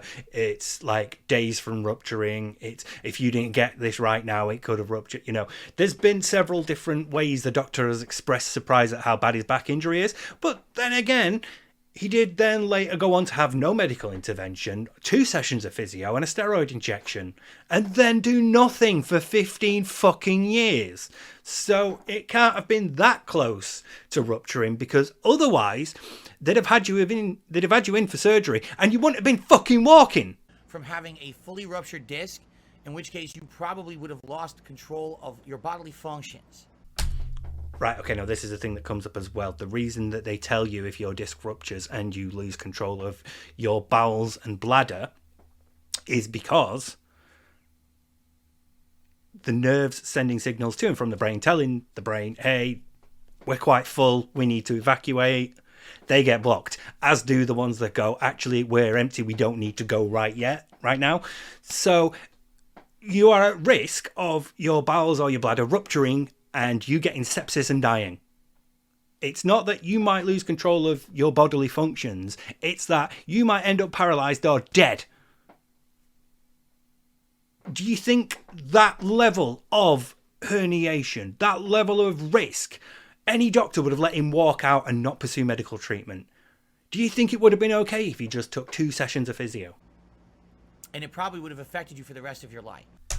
Right, okay, so Phil, mine did rupture. I didn't lose control of my bowels or bladder until I started taking morphine, and then it became difficult to go, and that's why I need to take Dioctyl and ondansetron. So I didn't ever get that bad, but I have been told why that's a warning sign. And that's how I know he's full of shit here as well. because they take that seriously. He would not have been okay with just 2 sessions of physio and a steroid if it was that bad. He would have needed more than a month of physio. So I was incredibly lucky to catch it when I did, but it was horrible. And at that point in my life, I had been traveling to play Street Fighter for a straight 7-8 years. I was the one. I was the one. Right, okay, I don't think there's much in this. I'll watch a little bit more, but I think at this point he's going to go. So I decided to stop doing that and play games anyway after I lost my job. Who would drive all my friends to Street Fighter tournaments, and they would carpool with me.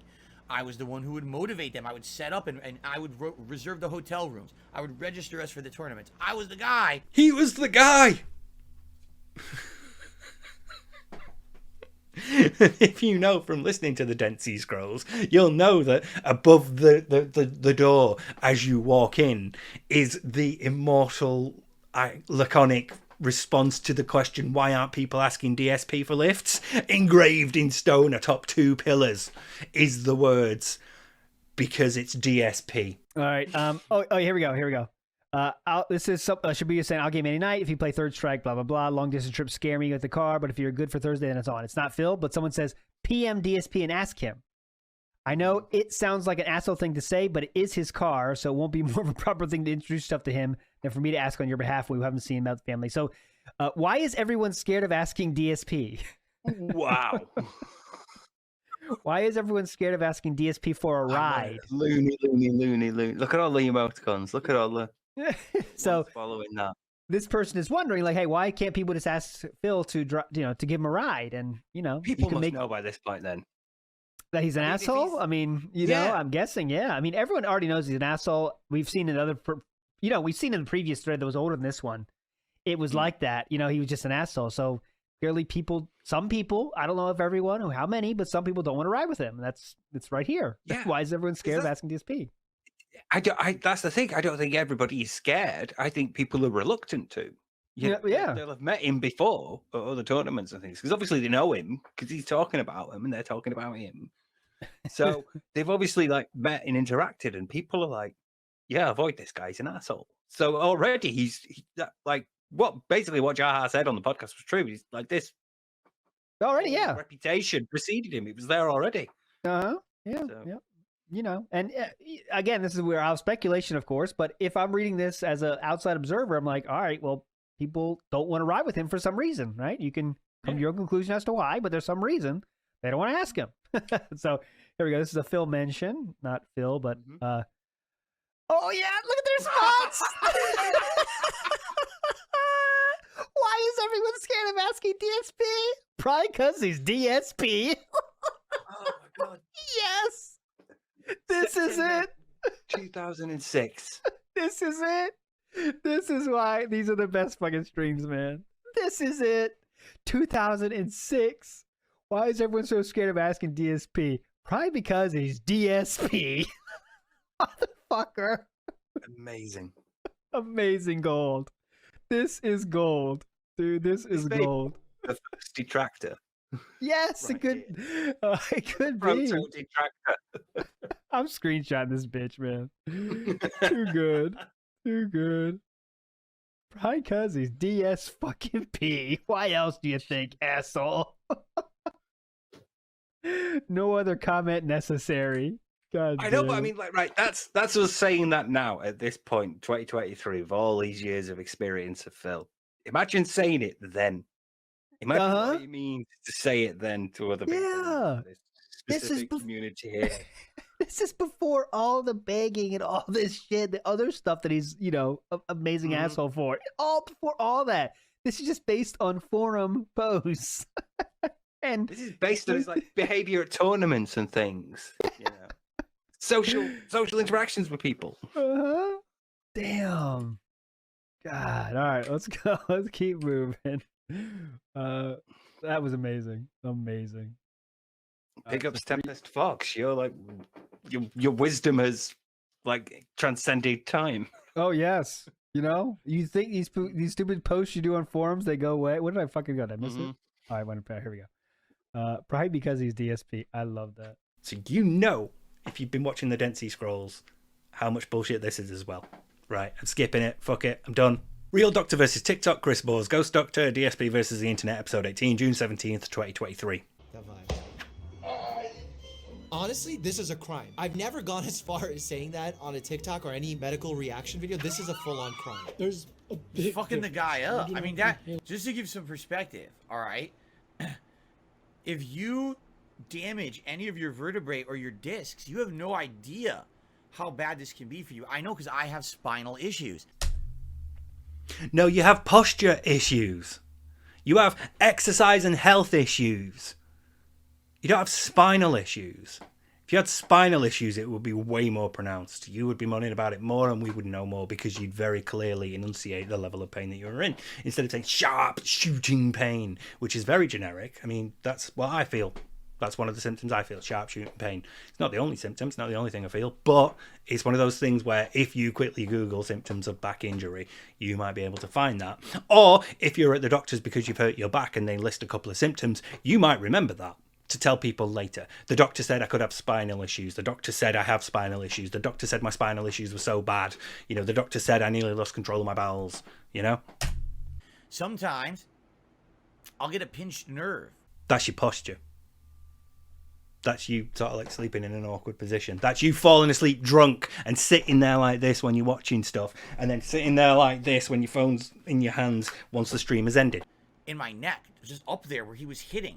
And I will have extreme tenseness and pain going from behind me, through my shoulder, all the way down through my arm. I had a time when for 2 months my thumb was numb. Then why aren't you seeing a fucking doctor? This is why it's so hard to take you seriously. Why are you not seeing a doctor about this? Why aren't you treating this? What are you doing to treat it? Are you doing exercises? Are you doing any physio? Are you taking anything like medication? Are you having steroid injections? No! You're not doing any of that because this doesn't fucking exist. You are lying again. And then just the other day when I was playing Street Fighter, my 2 fingers here went numb.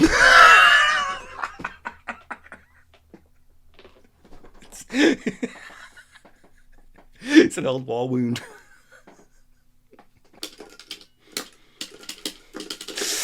Ah! Fuck. God. Ah! Ah! I can't handle it, guy. I can't. I'm gonna have to give up. I'm gonna have to give up competitive Street Fighter. I can't do it anymore.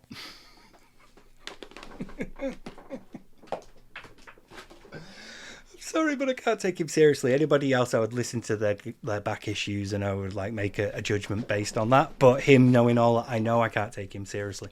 My 2 fingers here went numb because I had pinched a nerve in my neck.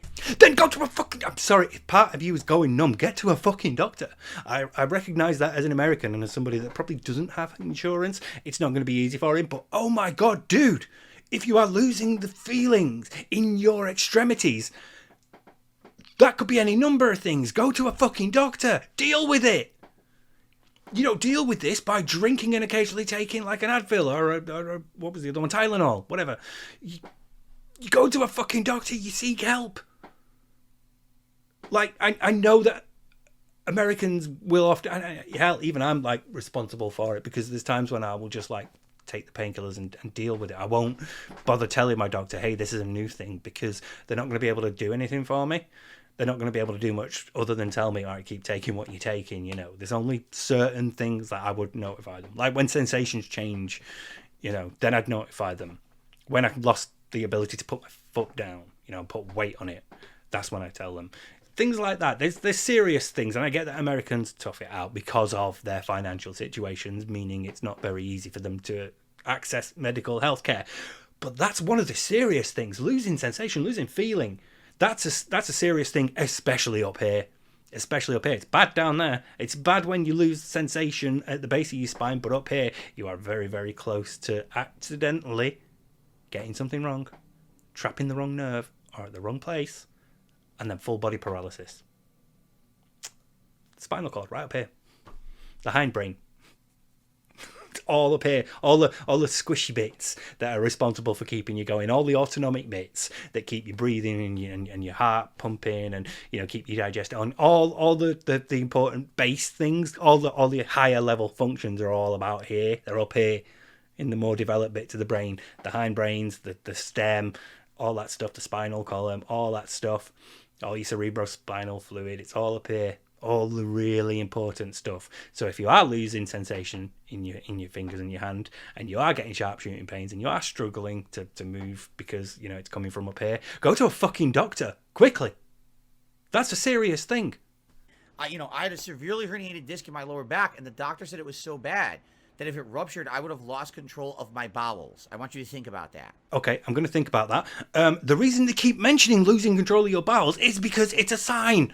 It's not because it's the consequence. It's not because that's how bad it can get. It's a sign to get yourself to a hospital because you're at risk of fucking dying. That's how I know he doesn't know. That's how I know it was never that bad. That's how I know he wasn't fully paying attention to the fucking doctor. Right there. That right there. He thinks the important thing is that you could lose control of your bowels. He thinks that's the important bit. Not that losing control of your bowels is a sign that you are at risk of dying. Think about that. Okay? So why the fuck would you go to see this guy who's going to pound your spine with a fucking spike? He could crack your vertebrae. He could disalign your spine. He could rupture a disc. He could do a million things. Wait, what the fuck is going on? It's more treatment than what you've sought. You've drank yourself to sleep with rum and coke. Like been scared to take Advil.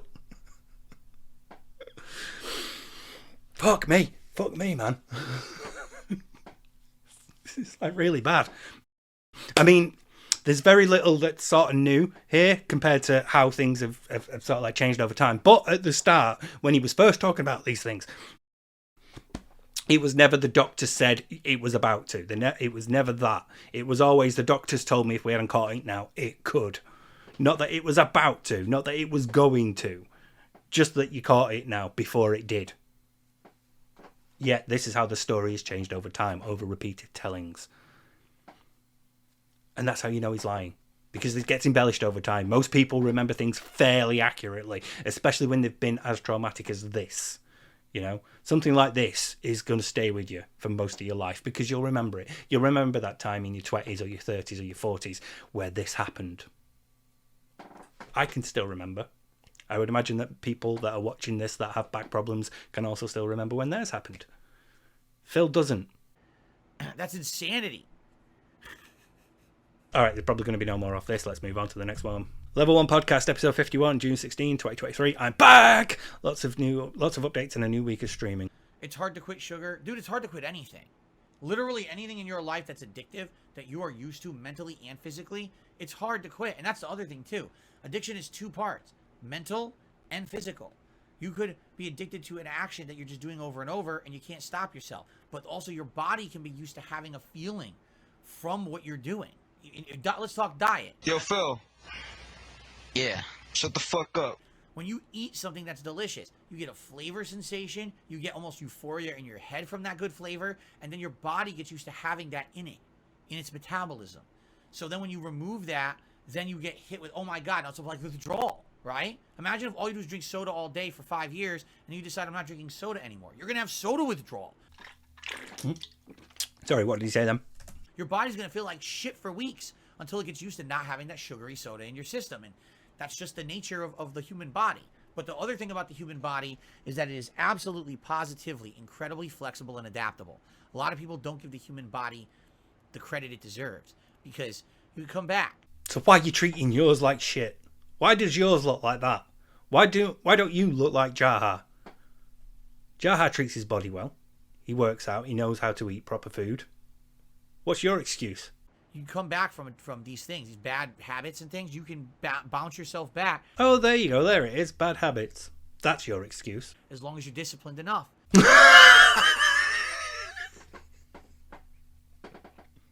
He cannot wait 5 minutes to film a daily rap after ending his stream before he's on Champions. And that's how it ends up in the video in July 23rd.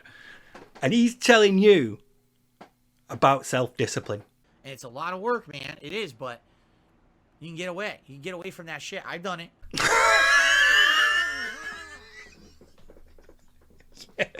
Yeah, you've conquered your alcoholism, haven't you? That's why it's okay for you to drink on stream now.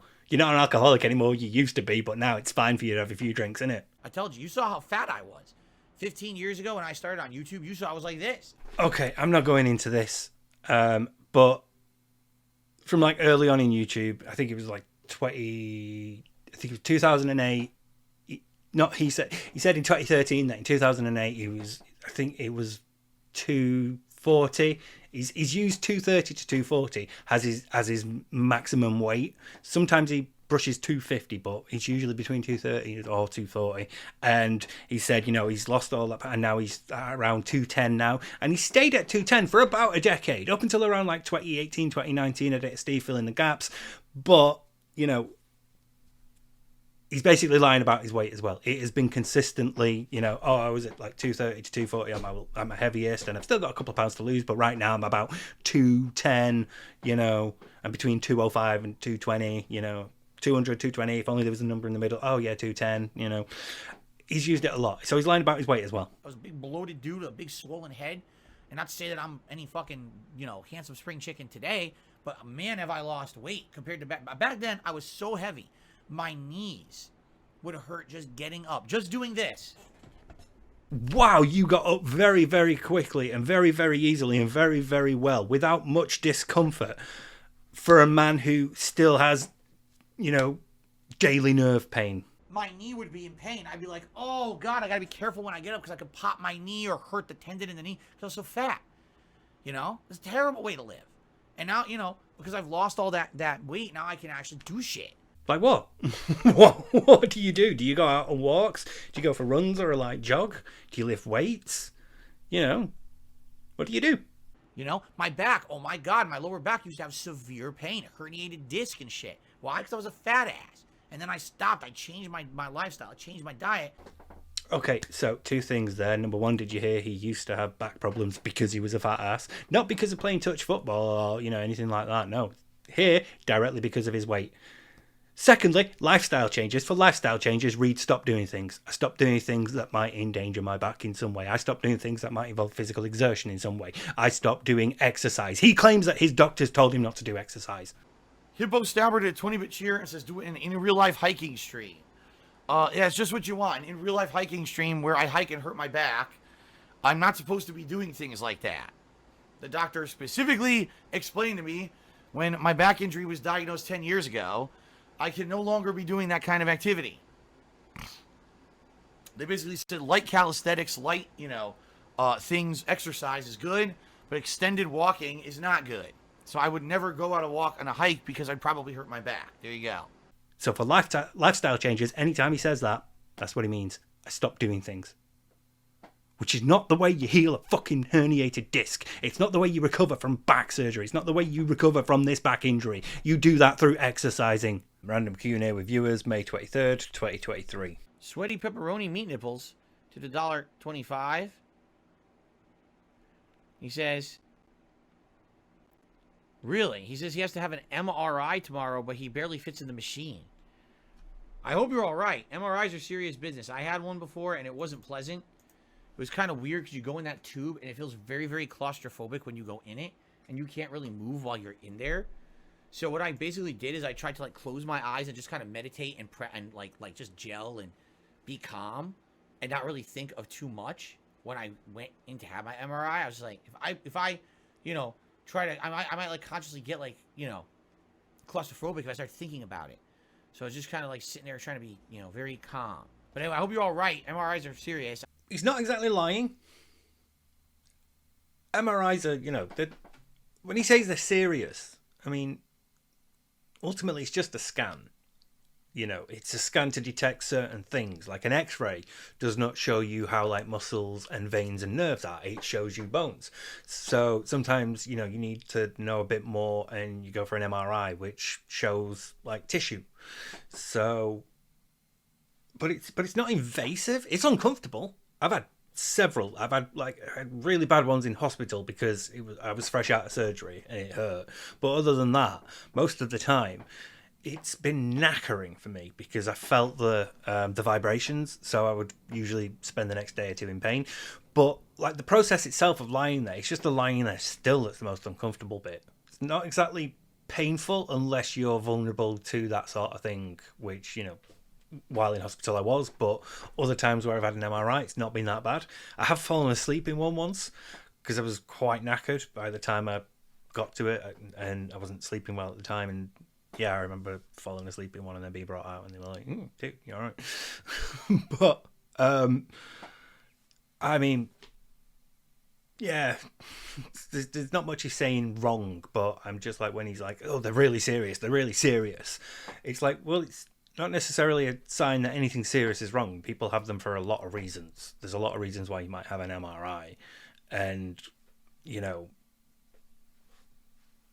I feel like that's his narcissism sort of overemphasizing it, over-exaggerating it. Like, you know, oh, I've had an MRI. It was serious business. It was like an endurance. It was like a really significant thing. And, you know, I feel like he's doing that. He's exaggerating it and the impact of it to make himself seem a bit more, you know, like he's been through worse or something. I don't know. It just seems like odd because it's uncomfortable. Not everybody likes them. If you are claustrophobic, it's not the nicest thing at all, but I'm not, so most of them have been fine. I also assume that he had his before they started like letting you wear headphones in it, because for a long time they won't, you know, you had to just lie there with like earplugs in. And they said, like, you know, like speakers have, the headphones have like little magnets in it. They have little bits of metal in it, so they're quite, you know, they will ping and like damage or destroy the machine. So you didn't, but now they can make headphones that work inside them. Not entirely sure how. I'm assuming there's nothing magnetic in it, but yeah, you can have the radio on. I've had the radio on a few times, and usually they're listening to some crap, some smooth or like easily listening station, and I've ended up like drifting off to like the Carpenters or something. Not that the Carpenters are crap. I'm just saying, you know, you go in there hoping for black metal, and they give you smooth FM. I had mine for my back injury. That's how they determined that I had a disc in my lower back between two vertebrae, that the vertebrae were pinching the disc and the disc was about to explode and rupture.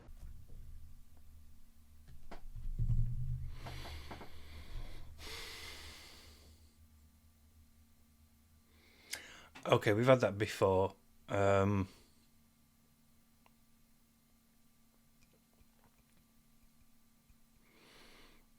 And I'm never quite sure how to approach it, because on a fundamental level that is sort of what happens, but oftentimes it's because of the way you've moved your spine that has caused the vertebrae to compress the disc and force it out the opposite side. But it's just like the way he says it makes it sound like, you know, it's the vertebrae pressing down on it, you know, and it's like that's sometimes the case, but not always. Typically the vertebrae don't press down because, you know, they have like edges to them, so those edges like hold a bit, but ideally there's a disc between them so those edges never meet. I don't know the names of them edges. I bet they have like the little points at the back of the vertebrae. I'll bet there's a name for them, and I don't know. Not done that for a while.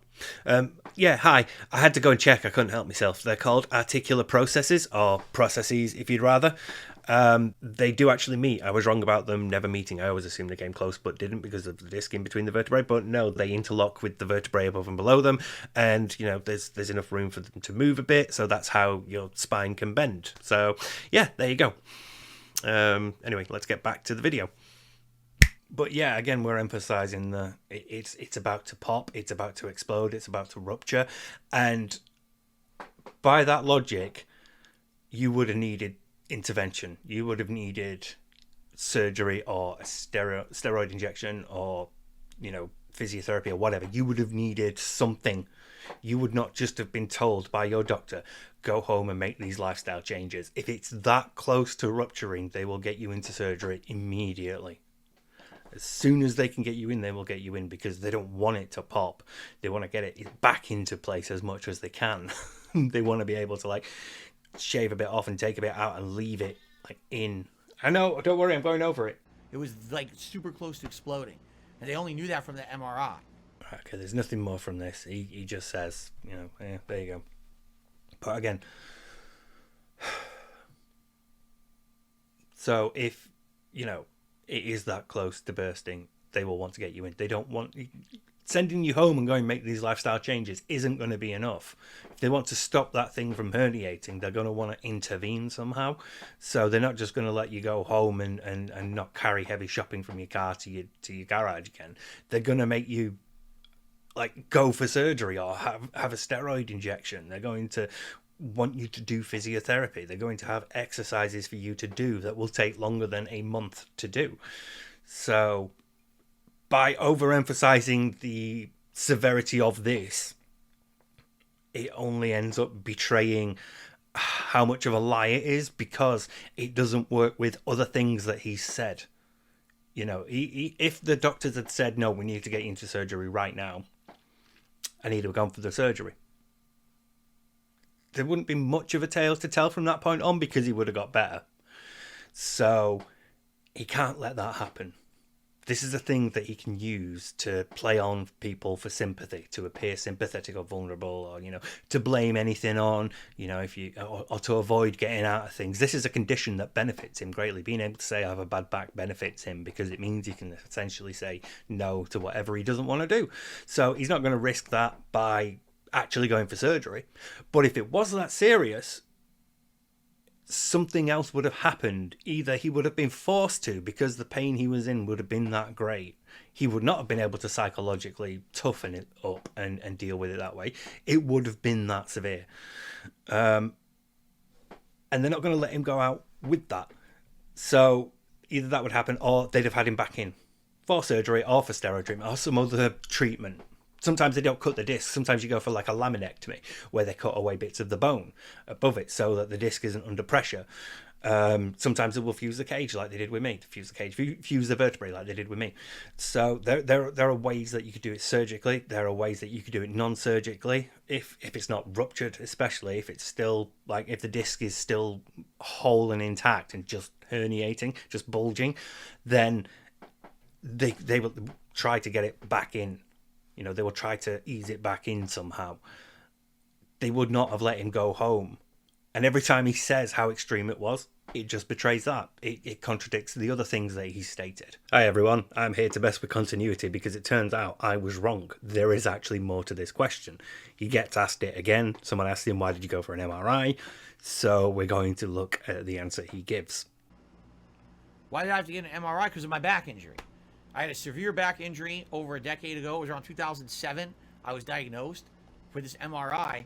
They said it was a severely herniated between the L4 and L5 vertebrae to the point where it was about to pop. And if I hadn't gotten that MRI when I did and found out that it was that bad and took steps to alleviate that, it would have popped within, at any point. It could have. It was that bad. That's what the doctor told me. It's another point where I really think it sort of needs to be dwelled on.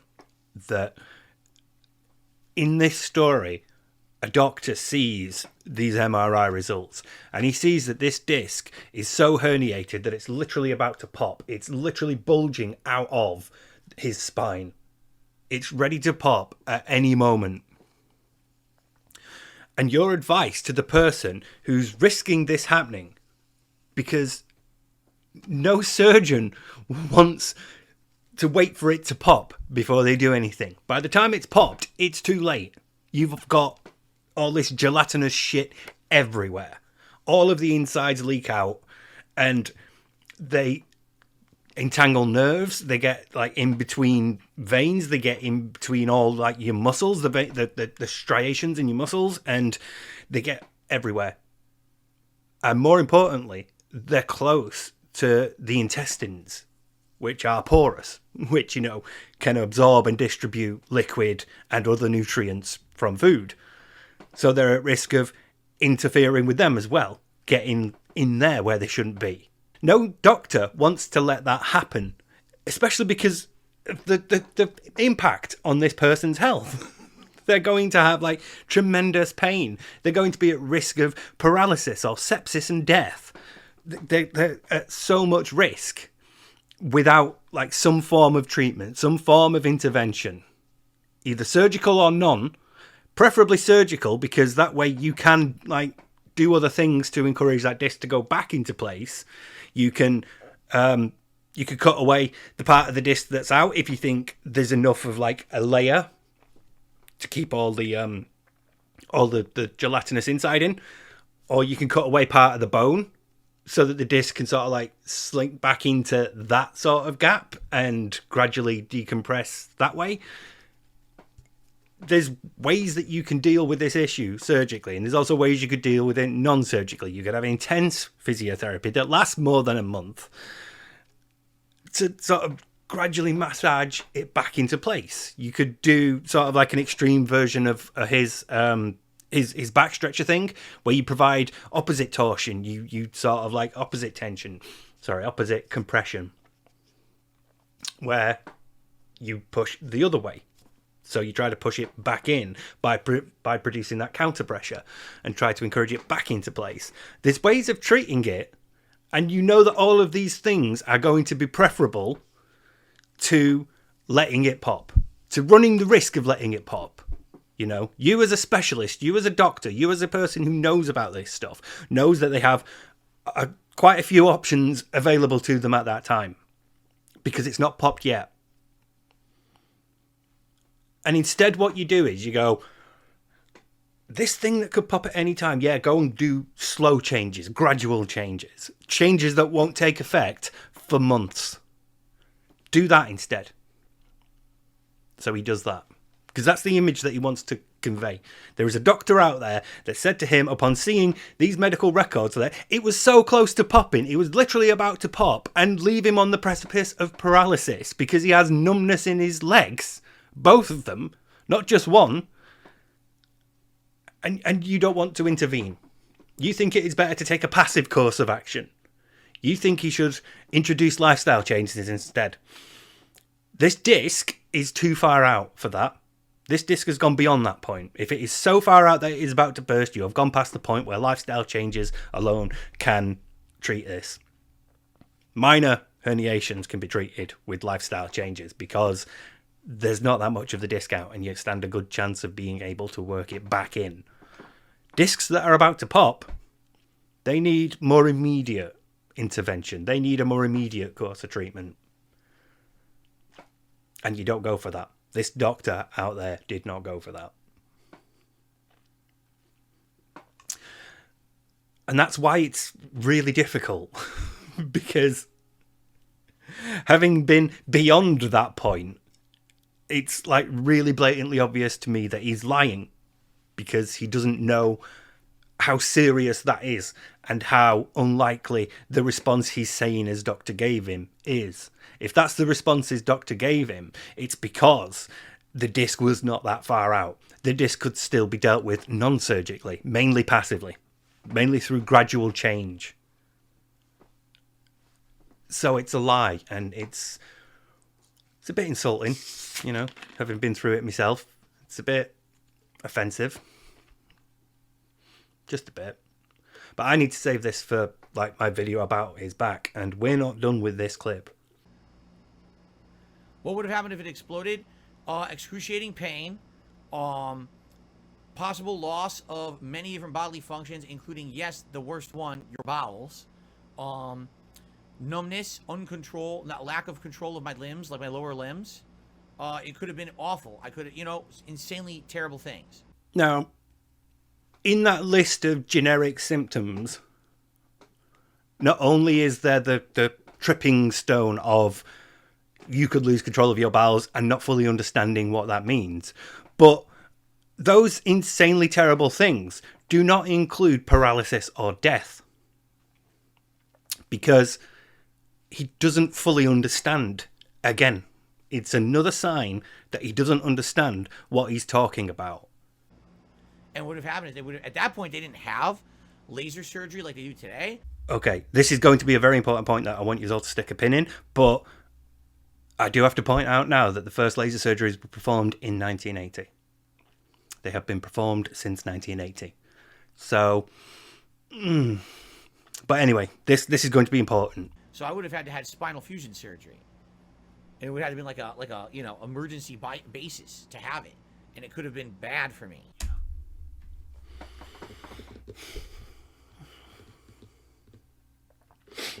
Now, sadly, he doesn't sort of like go on to explain how it could have been bad for him, because as somebody who has had spinal fusion surgery, I would have been very interested to hear how he thinks it's a bad thing. But this is still symptomatic of another issue that's going to come up in my back video. It's going to become more of an issue there. Phil does not like surgery. Phil, every time surgery is mentioned, will shit on it. He will try to portray it as if it is an incredibly limited thing, an incredibly painful thing, an incredibly unreliable thing. And not only is it wrong, once again, it's fucking insulting if you've actually been in the position where you've had to have those surgeries. So yeah, keep that bit about DSP not liking surgery in the back of your mind. It's something that doesn't come up very often, but I feel like it is really important because he really just objects to everything about it, and it really frustrates me. So it's going to be a thing in my back video, I promise, but for now it's just something to, you know, put a little pin in and keep your eye on every now and then. We're done with this bit. We're going to move on to the next video, which is Hogwarts Legacy part 42, I think. I've learned more about the relic. I cross-referenced Slytherin's spellbook with everything in the library on relics and dark sacrifices. That's when I realized something. I believe the relic will only work inside the catacomb. The catacomb. We're going to call them catacombs again, I see. I'm trying to decompress my back. I felt perfectly fine. And then I sat down and started playing after break here. And all of a sudden it feels like my back tweaked. My upper back. Okay, so I'm going to save discussion of decompression for my back video. But basically, once again, he's sort of misunderstanding. I decompress like that when I'm at hydrotherapy. When I'm in a pool, the strap floats around my body and around my arms, and they put weights on my ankles, not much, like about a kilogram, you know, them ones that you can get for runners, where you strap them around like your ankles and your wrists. Them on my ankles, floating up, and then they put me in the deep end, so I can't touch the bottom. So I'm just floating, and your back is just gradually, like, slowly straightening and stretching. You can feel a pull. It's an amazing feeling. I love doing it at hydrotherapy. It's one of my favorite parts of it. So he's sort of trying to replicate that, except I don't think like doing it off your chair is appropriate. I don't think it's enough. You need to be quite vertical for it. You can't just like do it sit like that. I'm gonna have to find a video. I'm gonna have to find somebody showing like how you decompress your back. There's several ways, so you know, I'm gonna have to try and find something close to that. Like one of the discs, which sucks. It happens from time to time. I have back issues, and I'll probably have them my whole life. Okay, that's the bit that really annoys me. No, you won't. You don't have to. There is a way that you can avoid these back issues. It involves work, though. It involves exercise. It involves actually doing things to change the way you are to avoid this. You can rehabilitate things. You can do physiotherapy. You could do exercise yourself and gradually build up to lifting weights again. It doesn't have to be for the rest of your life. Even at 42, you can still fucking exercise. This does not have to be for the rest of your life. He's not necessarily going to have back issues for the rest of his life. He has back issues now, if you can call them that, because of his terrible posture and the way he sits. Previously in my life, I had a seriously bad lower back injury where I had a severely herniated disc. This feels like a tweaking of the disc in my upper back, which I've had before, and it leads to some pain and numbness and stuff for a few days till it goes away. I'm questioning every aspect of this. This is where we get the few days from the React earlier. This is where we get that I have nerve pain daily sometimes. That's where we get that from. Claiming that he has nerve pain for a few days until the issue sorts itself out. Which again, if it's a recurring issue, get to a fucking doctor. So I hope it's not serious. I hope I didn't like hurt it too bad, but I don't know what happened. I didn't really do anything. Stupid. Yeah, it's stupid, yeah. You're being very stupid about it. Considering that your mobility is at risk, you are being incredibly ridiculous with this. You are taking such an extreme risk if the issue is anywhere near as serious as you want us to believe it is. You're risking paralysis with this. If there's an issue with the discs in your neck and it's causing numbness in your arm, you need to get to a doctor. Otherwise, at some point, You're not going to be able to move that arm at all. And then you're fucked. You got a stupid body. Stupid body, right, okay. I feel like this is when, in the obligatory Red Dwarf reference, this is when, in Body Swap, Lister and Rimmer had swapped back, and Lister was complaining about how Rimmer had treated his body, and Rimmer pointed out that if Lister's body was a car, it would be a write-off. And he points out, like, you don't exercise, you smoke, you eat 3 curries a day, you smoke cigars, you're unhealthy, and, you know, pointed out just like how little care Lister takes of his body. This is the impression that I have here. This is the sort of feeling that I'm getting hearing him complain about his stupid body. And it's very frustrating because he's going to try to find other reasons for it. My dad has back issues, my mum has back issues, it's congenital, my aunt has gout, so I've got it, you know, I'm over 40, there's nothing you can do about it. Do my parents have back problems? Yes, they do. Both my mother and my father have back problems, so I'm pretty much plagued to have them the rest of my life. Considering I had my serious injury when I was only in my late 20s, yeah, that's pretty bad. It's like, the one thing you are, like, inarguably responsible for is your body. You can make an argument about everything else. I'm not responsible for paying rent. I'm not responsible for paying for the electric. I'm not responsible for buying food. I'm not responsible for taking care of the cat. I'm not responsible for the state of my streams or the number of viewers I get.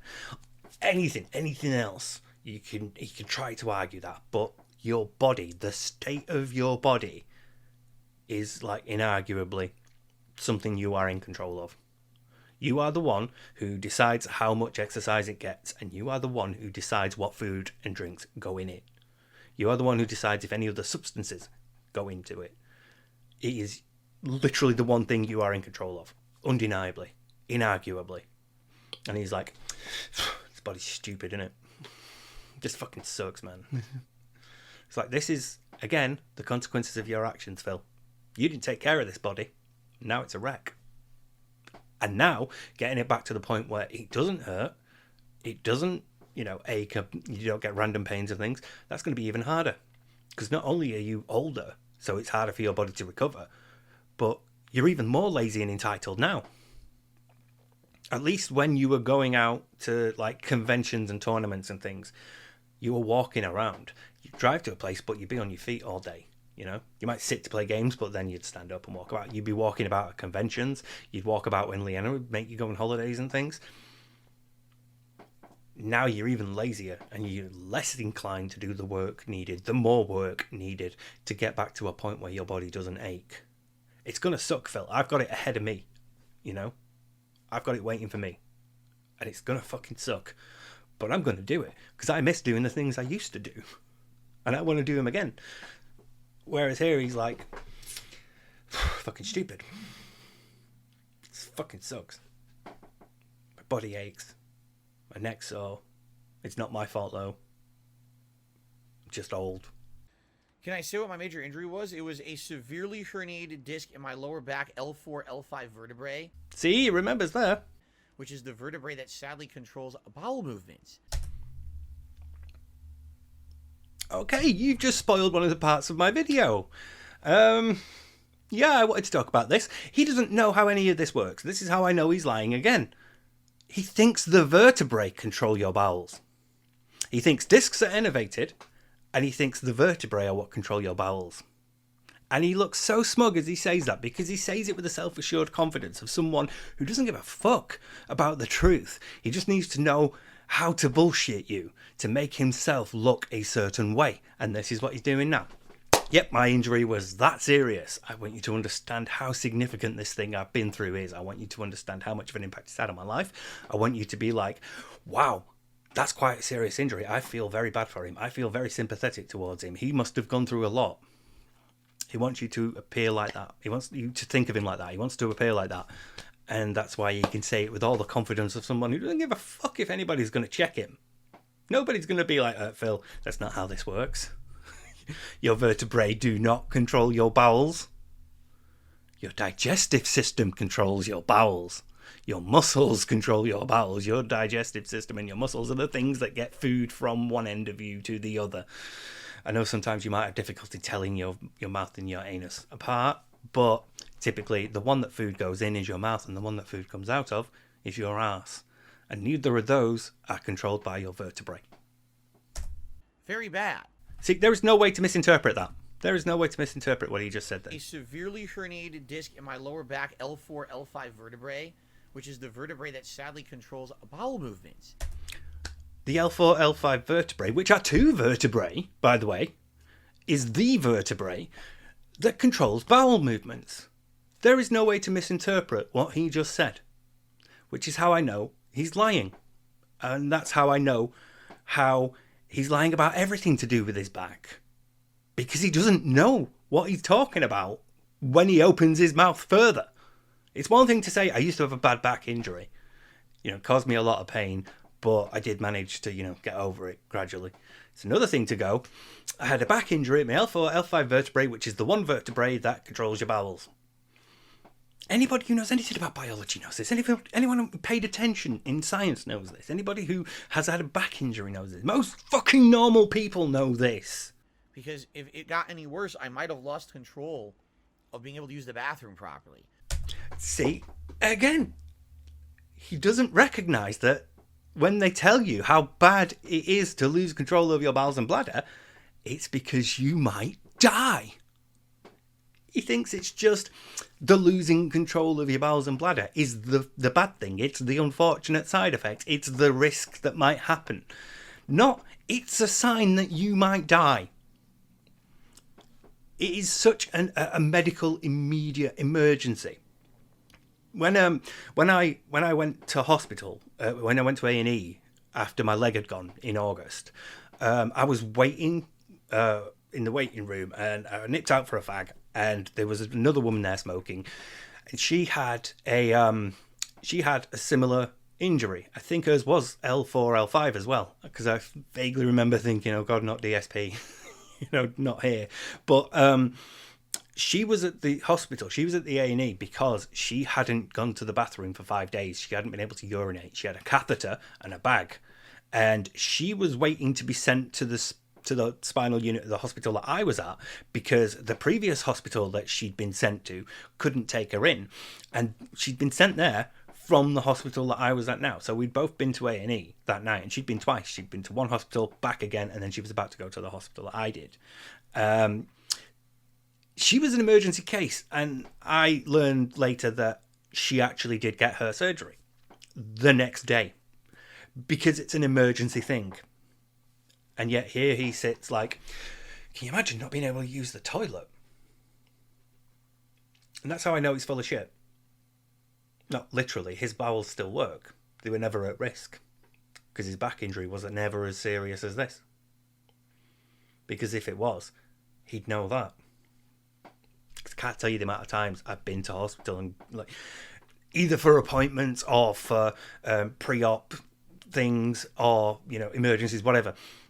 And I've said, this is my back injury, this is what's happened, and they've said to me, you've still got controls in your bowels and your bladder. And I've said, yeah, every time, because it's never happened to me. Mine has never happened that way. I've had the good fortune to only have issues when I started taking opiates. But they've asked me every time. Every time I've mentioned my back, they've asked me. Even if it's been nothing to do with my back. Even when I went to see the GP the other day about my leg and it being cold and all that stuff, he asked me them. Because it's such a serious thing. It's such it's a massive red flag. It's a warning. It's an immediate medical attention now sort of thing, because you're at risk of dying. You're at risk of rupturing your bowels or your bladder, getting sepsis and dying, and he doesn't know because he wasn't paying attention fully. when they told him at the hospital or at the doctors when he complained and he had the MRI scan and all that, whenever they told him and he wasn't fully paying attention, or he just googled it, I don't know. Either way, he's lying, because otherwise he would understand the significance of that, and he clearly doesn't. And there is no way to misinterpret what he said about the fucking vertebrae controlling your bowels as well. It's just not. He just doesn't know anything about your back. It was so herniated that when I went and got my MRI, the doctor said if we didn't catch this now, this was going to rupture any day. Like literally it was about to burst. And how did you recover from that, Phil? What did they do to treat that? What course of treatment did you go on? Was it surgery? Was it steroids? Physiotherapy? Or did you do fuck all? Because it wasn't that bad. So I lucked out and started doing mitigating, therapy, injections into the spine. Therapy and injections into the spine. As previously discussed, he did 2 appointments of physiotherapy at best, and a steroid injection, a singular one, as far as I can recall. Birthday Bash Marathon, 6th of April 2019, got physio for 1 month. Big boy bites, yes, I did get physical therapy for about a month when I was first diagnosed with my back injury, and it was really, really bad, and I didn't want to get surgery. Oh, look at that right under it. Connecticut Trip Part 1, 14th of April 2019. Gets L4, L5 wrong. Thinks it's the vertebrae that controls your bowels. Now, for those who don't know, because my back has not been an issue for years, I used to have an incredibly bad back injury. It was a severely herniated disc in my lower back. I believe it was between the I think it was L3 and L4, or L4, L5 vertebrae. I can't even remember. Basically, it's the vertebrae that controls things such as your ability to use the bathroom. Yeah, not good. Not good that if I tweak my back the wrong way, I could piss my pants, right? I think it might be that one. I think it might be Prestream.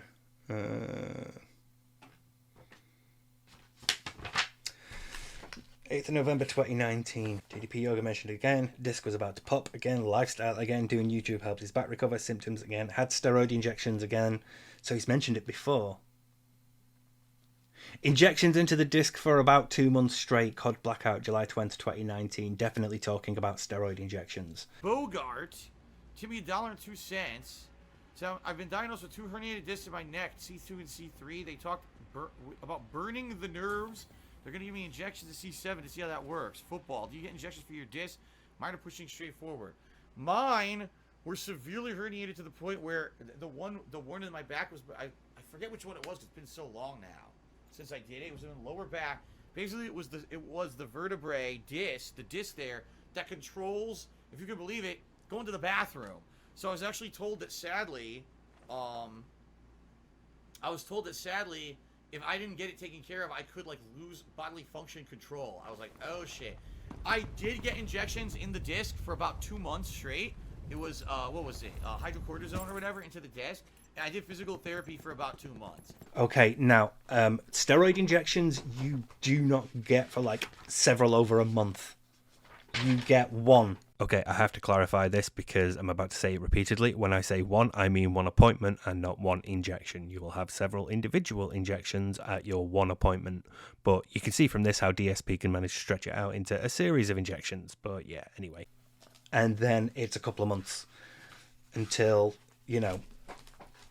as long as it takes for it to wear off for your body to deal with it. And most people do not, like, especially for their first steroid injection, it typically lasts months. Typically, you even have to wait a few days after it to feel an effect of it. I remember going for the one that absolutely murdered, and then it was 5 days later, I was having a shower, and I was like, hang on a minute, I'm standing up.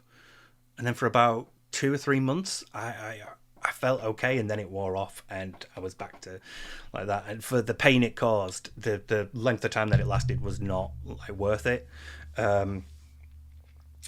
But yeah, you would not have multiple over a month. You would have 1, and then it would be a few months until you needed 1 again. Typically, it's mostly a year. I think, at least for your first, gradually they stop becoming as effective and don't last as long. But typically the first steroid injection will last around a year. So, yeah. He should not be saying that either, because he makes it sound like he had a lot of therapy and a lot of injections, and he didn't. He simply didn't. Before it exploded. And so because of that, it took several years, but finally it kind of like adjusted itself and stopped being herniated after about, I got diagnosed probably 2007, and I moved out here in 2014, and within, I'd say, 2 years of moving here, it adjusted. So I'd say about 9 years it took. 9 years. 9 years. 9 fucking years. Right, we're on it. Prestream, 15th of June 2014. My back, as of late, has felt great. This is good news, by the way. My back, as of late, I'm talking like the past 6 months or so, has given me almost no pain whatsoever. I hardly ever get numbness anymore in my legs. And in addition, I think the herniation has finally gone down because I'm seeing literally almost no symptoms of me having a back issue anymore. Prestream 22nd of Jan 2016. But I have a back injury. It hasn't really affected me since I moved. In fact, since I moved to the West Coast, the back injury really has not given me many problems at all. I had a severely herniated disc in my lower back, but I'd have to think that in the past year and a half, it's gone down and or is almost better because I really don't have any issues with my back. Ask the King 28th of Jan 2016. I haven't really talked about my back much at all for about a year and a half to 2 years now. It's really not been an issue of concern for me. I guarantee you the swelling or whatever has gone down. And I'm good at this point. So no, at this point in my life, I'm not even considering the back surgery because my back really isn't an issue. Oh, look at that. Ask the King 61, 29 September 2016. Because my back injury, when I first got it diagnosed, that year I had injections into my spine, I had physical therapy, and I had to pay like $1,300 out of my pocket before my healthcare picked up and said, oh, well, we'll cover the rest. And I complained about that. Extremely important update, 22nd of Feb 2017. And my back, by the way, so much better since the move. Doesn't hurt at all anymore. For the most part, my back is rehabilitated. Ask the King, 24th of August 2017. His back is better because of the moderate climate he now lives in. My health is better. Like back then, I had a back injury. My back injury was really bad. And because of things like, for example, the weather, it'd be super duper fucking humid and hot in the summer. Then we'd have ice and snow in the winter. And even though I had a bad back, I had to shovel snow to get my car out and shit. It just wasn't good. And I would re-injure my back constantly and everything. Now things are way different. Like, because I live in a moderate climate, I don't have these kind of risks or threats anymore. My back is basically much, much better now. We Happy Few, Part 1, 10th of August, 2018. Yeah, the worst I ever had was when I had my severely herniated disc, over 10 years ago. And that took a good 5 years to heal itself, Ask the King, episode 72, 20th of September 2018. How's your back doing? I noticed there hasn't been an issue with it. That is correct. Like, my back, for the most part, is good. My back has healed. I think what happened was the herniation of the disc went away, and the muscles around the spine in that area of my back strengthened, and I'm good now. So I have not had a single issue with my back in probably over a year. Special retrospective, 13th of March 2019. In general, I almost never get back pain anymore, so my disc actually healed itself, which is amazing.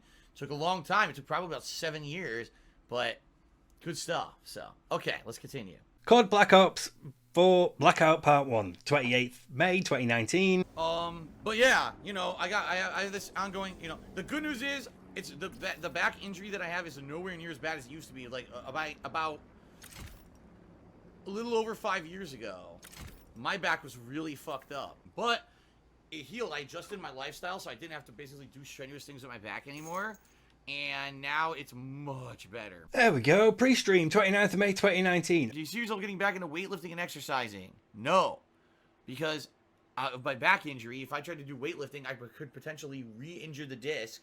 I would never take that risk. Let me tell you, those few years there, I'd say it was probably about 5-6 years where my back was so fucked up and I was in constant pain that I would never even chance going back there. So, yeah. we have progressively gone from a 2007 diagnosis date that took 5 years to heal, which takes us to 2012, to a 9-year process. Now, it sort of makes it hard to trust anything. Because if you can't trust what he said then, why should you trust what he said now? He's not correcting himself. He's not going, oh, by the way, when I spoke last time, I was wrong. I checked, At that time, if what he's saying now is true, he would have been in tremendous pain. He would have still been recovering. Except at that time, he's like, no, my back's not a problem now. I've moved out here and I'm great. It's the air. So, yeah, by 2012 to 2013-ish, Phil was pretty much okay. But having a bad back is a good grift. It's a good way of making people feel sorry for you. And for someone like Phil, who has no empathy and has no qualms about exploiting other people and for any sort of gain or benefit that he can have, he's not letting go of this fucking thing here. He wants you to believe that it now took 9 years. When previously, he said it took 5. which meant that it was okay by 2012. Until finally, it's not really an issue anymore. But I still have lingering back issues every once in a while. Again, it's a good grift. Why would you let it go? Even though it's mostly okay, every now and then I still have back pain. So, I still don't want to risk re-injuring it. Or, still there's some days where I just can't do things that I otherwise should be expected to do. Like going out, carrying shopping, bending down to pick up your cat. That, when you see him lean forward to put down Jasper, I can't have her on my lap. I can't pick her up. I have to wait until she's on a bed or something so that I can grab her there. I have to have to sit down next to her and go, here you go, let's go. And then I can carry her for a minute and hold her and then put her back down on the bed. But I couldn't pick her up if she was on the floor. If she was on my lap, I couldn't lean forward to put her on the floor. So, yeah. But it's a good grift. Why would you let it go? If I have a day where I'm out and about and I'm doing a lot of walking or lifting stuff and carrying stuff, it'll hurt bad or even get numbness again. That's because of you. That's on you. That's a bad thing, by the way. This long after having a back injury, 2007 a diagnosis date, this long after, you should not be like that. You should have taken better care of your back. Especially if it was true, if you did have a bad back injury, why would you want to go back to that? Why wouldn't you want to do the exercises? Why wouldn't you want to take every opportunity you could to feel better? I bet he's not even eating fucking multivitamins. Why wouldn't you do what it took to get better if the alternative was going back to that? I'm doing the physio and the hydro and the exercises and I'm eating more and I'm trying so that I can move on from this. I want to get back to doing normal things. And that's another reason why I think he's lying. It's a good way to get out of things you don't want to do. And it's like any time, I don't want to go out today. Look, I'm feeling, you'll have to go and do the shopping or you'll have to do DoorDash. I can't, do I have to go to the vets with the cat? Can't you? Good way of doing it. Good way of getting out of it. I would fix the garbage disposal or the sink or the shower or something, but my back's a bit sore and I can't really get down there today, so I'll do it another day when I'm feeling better. Good way of getting out of anything. Why would I do exercise? I don't want to risk doing me back. He claims the doctors told him not to fucking walk or run, and it's the exact opposite of what you are expected to do when you have a back injury now recovering from fucking surgery. He just didn't want to do exercise. He didn't want to do it. Not only would it get rid of this fucking great grift that he's got with that back injury, but it's work. It's work to do exercise. So why would he do it? And my upper back now, I'm noticing I'm getting tweaking. Tweaking? No, mate. That's the WWE champions. That's nothing to do with your nerves. That's further up your back. That's in the back of your mind. That tweaking. I never had that when I was younger, and now all of a sudden I'll be like, oh. Now my upper back has the same kind of similar pain now that I used to have in my lower back. Oh, I wonder if it's got anything to do with spending the majority of time doing this.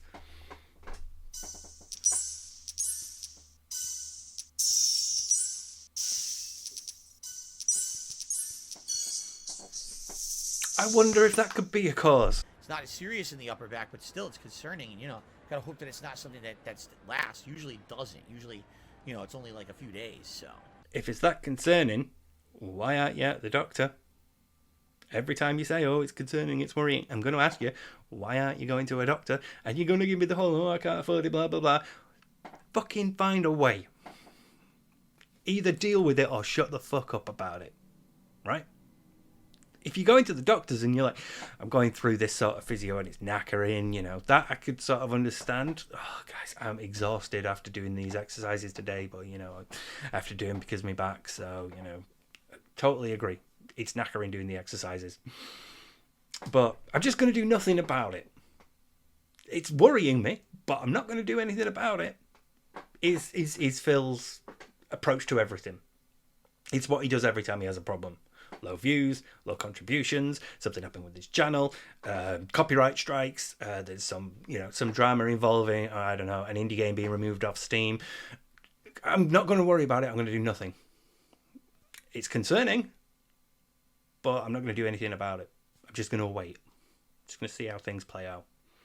Just going to wait to see what happens. No need for Chicken Little. The sky isn't falling. Things are going on behind the scenes. It's fine. I'm not going to worry about it. Because why would you want to do anything when you are A, lazy enough to be that, and B, entitled enough to assume somebody else will do something about it anyway, so it'll all go away and you'll never have to do anything. Same with this. Problems in my neck, I'm not going to do anything about it. I'm not going to start doing exercise. I'm not going to speak to a doctor. I'm not going to change anything about how things are. I'm just going to hope it goes away. I'm just going to hope it's not that bad.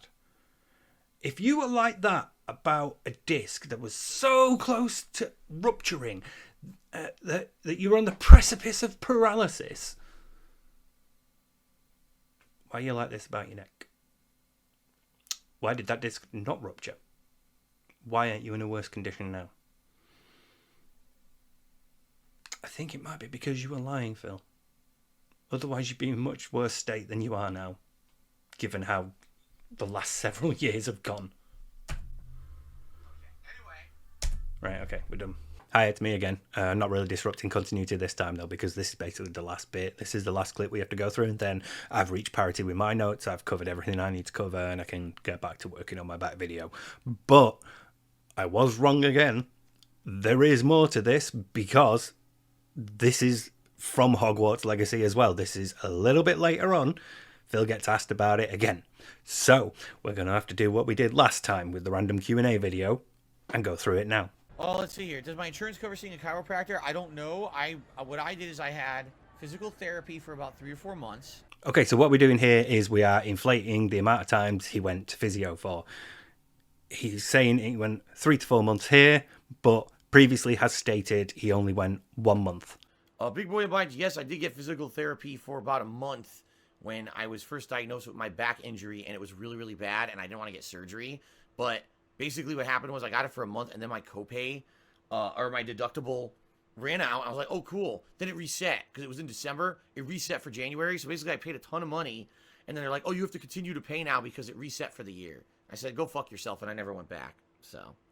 I don't know why, but it's making me think that if he went for 1 month and then stopped going because of the issue with his insurance, then he likely would have gone weekly. Because that in your mind could then become 3 to 4 months. You know, you've got at least 4 appointments you can pull from. So you could make it like in 1 month we did this, and then in the second month we did this, and then in the third month we did this, and then, you know. So it could be stretched out, maybe. And his minimum deductible was, he gave it as $1,300. And that seems like quite a lot for 2 sessions, but if you split it 4 ways, it's $300 a session, which is quite a lot for physiotherapy. But then again, it's America and, you know, healthcare. So I get that. So maybe he did go weekly for 1 month. But either way, here I think he's lying about it, because he's previously stated 1 month and now he's telling you he went 3 to 4 months. And I had a series of cortisone injections into the disc. Okay, first of all, I know he's lying about that because the injections aren't into the disc. They're into the area around the disc. And secondly, a series of cortisone injections make it sound like he went multiple times. But you have multiple injections done in one appointment. When I had my back done, it was 4, I think. Because I vaguely remember 4 waves of pain, each getting progressively higher. So I think it's that. I think he's trying to make it sound like he did these things more, so his condition was more serious. His condition required a series of injections and multiple months of physiotherapy, not 1 month of physiotherapy and 1 session of steroid injections, which usually involves 3 to 4 injections. So, because again, when you have the steroid, you're then given a few days for it to kick in and for you to start feeling the effect. And then you're given months, possibly a year or more, to feel the benefit of it. You don't have a series of injections very close to each other. They are spaced out. You wouldn't have like your steroid injections done in January and then go back again in February and then go back again in March and then go back again in April. You wouldn't do that. You would go in January and then, assuming it worked, you wouldn't be back until like November or December, if not next year. Don't worry, I've explained steroids to him. She had a problem with the tail once a while ago. I had to go to the vets and get her some injections for her back legs. So she knows. She knows he's lying as well. So yeah, I think he's over-exaggerating the little nugget of truth that's in all this and trying to make it sound more severe and serious than it actually was. To let the swelling go down, and basically I adjusted my lifestyle so I wasn't doing anything to stress the disc anymore. Again, we've got a lifestyle change here. We've, made my lifestyle back compliant. I've given it, I've not stressed it. I've given it time to go down without doing exercise. I need to save this for later, but basically, there is no fucking way that you, strengthen things up by not doing exercise. You have to do exercise in order to build muscle and strengthen things up. And the way that he dealt with this, the way that he dealt with building up his back muscles so that he could bear the weight properly and deal with all that, was to do nothing, which if anything is fucking maladaptive, because then you're likely to chase comfort and lean forward more and sit in a more unhealthy posture. And need to save it for later. This is not the time or place. I also bought a back stretcher, which is a device you would lay on it and put these I don't even know what to call it, knobs on your feet, and you would pull it like this. There'd be two things. You'd be pulling arms, and it would stretch your back out to decompress your back and let the muscles actually become more used to that kind of activity so that they would strengthen. I used that for a good year. Okay, so spoilers, the back stretcher gets a little bit in my back video as well. It's one of the things that I sort of briefly go over. But basically, he's wrong about how it works. It doesn't strengthen muscles. It produces counter tension. It twists the other way. Ooh, fuck, I'm not doing that again. Fuck me. Yeah, so basically, he's sort of wrong on how it works, but for minor back injuries, there is some evidence to suggest that it can be beneficial. So maybe you did get some relief off it, but it doesn't work by strengthening your back muscles. It doesn't work like that. So basically, I did all these things myself, plus I couldn't keep doing the medical stuff because I couldn't afford it. My deductible expired. I was like, oh, you don't have to pay for it anymore. Then it hit January, oh, your deductible starts over. Do you have $4,000 to spend on this? No. Oh, that's gone up as well. That's $4,000 now. That's previously been $1,300. I actually remember complaining because when my back injury, when I first got it diagnosed, that year I had injections into my spine, I had physical therapy, and I had to pay $1,300 out of my pocket before my healthcare picked up and said, oh, well, we'll cover the rest. And I complained about that. That was back when it was 1 month of physiotherapy and then he had to repay. So maybe he's times him by 4. Maybe he's multiplying by 4. In which case, he should have had more than that. Could have been 5,000 or 6,000. Why not? Fuck it, you're lying. Why not go all in? So I had to stop going, and basically I just adjusted my life. Over time, I lost weight. I adjusted my diet. When I moved out here to Washington, now I don't have a lot of things going on where I have to constantly be risking, carrying heavy things or whatever. Basically, everything's adjusted, and now my lower back at least, is much better. So, no, I never had the surgery. There was, at the time, they had fusion surgery, and they had just started doing this laser surgery for discs. But I didn't get anything. I opted to just kind of put up with the pain and hope it would get better, and eventually it did, which was very good. Goldfish, I never saw the movie Nope, so I wouldn't know if it was good or not to win an Academy Award. Krausko says, I sense through your pain and suffering you developed resilience. Basically, I have a very good tolerance for pain. Now, that was bait, and he took it. He thinks he has a very good tolerance for pain. Let's watch this hole get dug a little bit deeper. Because there was a good, not exaggerating, 5 years of my life were constant pain. Okay, so we're now at 5 years again of constant pain. 2007 to 2012. Constant pain. Dance Central falls into this window. His playthrough of Dance Central, where he did moves like this,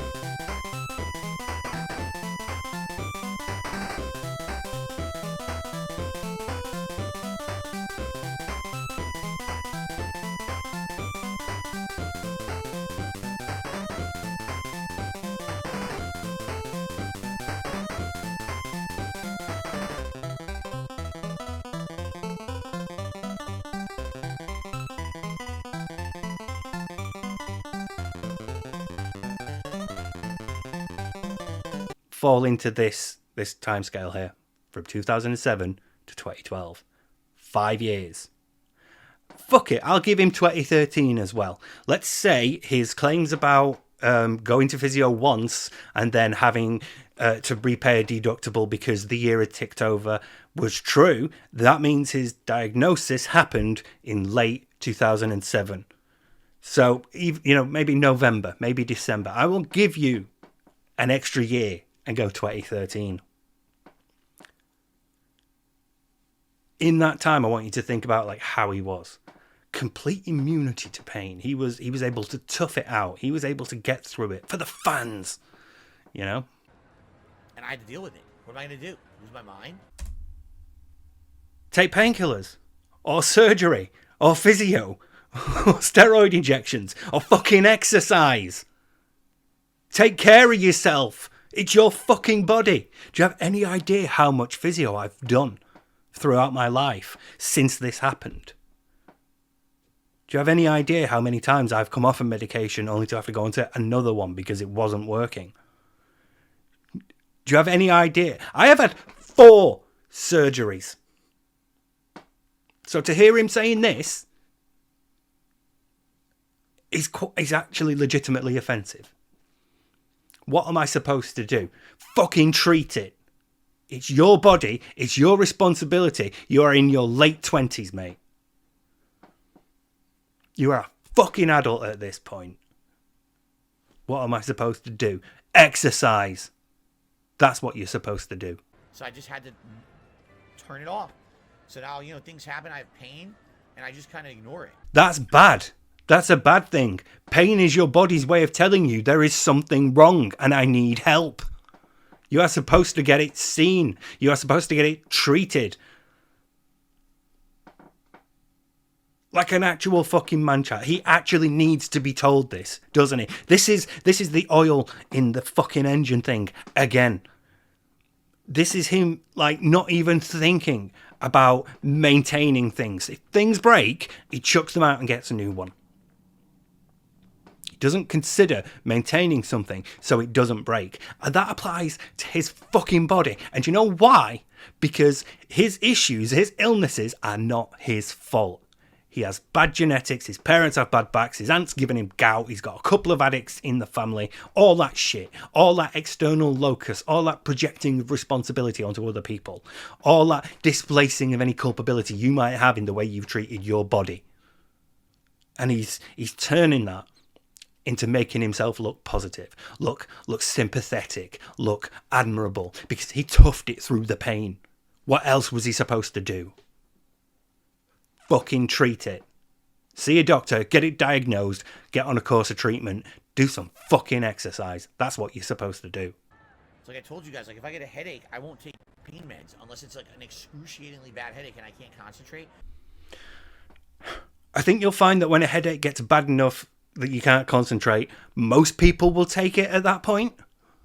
Because the headache has to be distracting enough for you to think, oh, that's a headache and I can't carry on. I need to take some paracetamol. That's the point. He's trying to make himself look hard by over-exaggerating the most mundane thing. This is a really narcissistic thing here. This is a really narcissistic way of massaging your public image. You're so stoic and brave and strong. You have strong constitution. You are iron-willed. You can ignore pain. When he's talking about not taking a painkiller until his headache gets bad. I don't do nothing, Oh, let's see here. How painful were the injections? The injections themselves weren't painful. It was after the fact. After you get an injection, it's very sore at the spot where the injection has happened. And it happens that he had to inject these basically near my tailbone. So it's my ass hurts for days and days when I got a lower back injection. It was bad. Okay. Again, he's not technically wrong here because it usually is the injection site that's sore after an injection. But again, he's sort of over-exaggerating this mundane aspect of it. But he's wrong because my ass didn't hurt when I had my steroid injection into my back, and mine would have been closer to my ass than his was, because my disc was a vertebrae lower. His would have been higher than mine. They were unlikely to have affected his ass. They were more likely to have affected his waist. But then it would go away after about maybe 2 days. The pain would go away. Yeah, I'll give him that.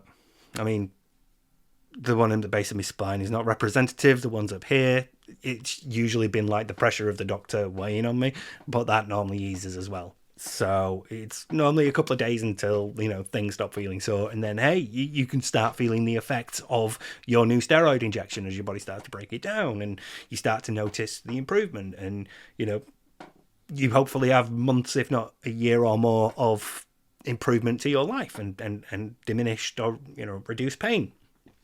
So they are good things. They're just not like as serious or as severe as he wants you to believe. Okay. What are you doing? You silly cat. He really wants attention. Now we have someone insulting me. Oh, you're milking your back injury. Yes, guys, because as you know, I tell this all the time, right? Every day I'm talking about my back, correct? It's just something that I just do. I love people who just come in here to hate and they have nothing to say. So they have to wait for a moment, and then they try to jump down your throat with nonsense. So get the fuck out, stupid idiot. Ooh, that touched more of a nerve than a herniated disc, didn't it?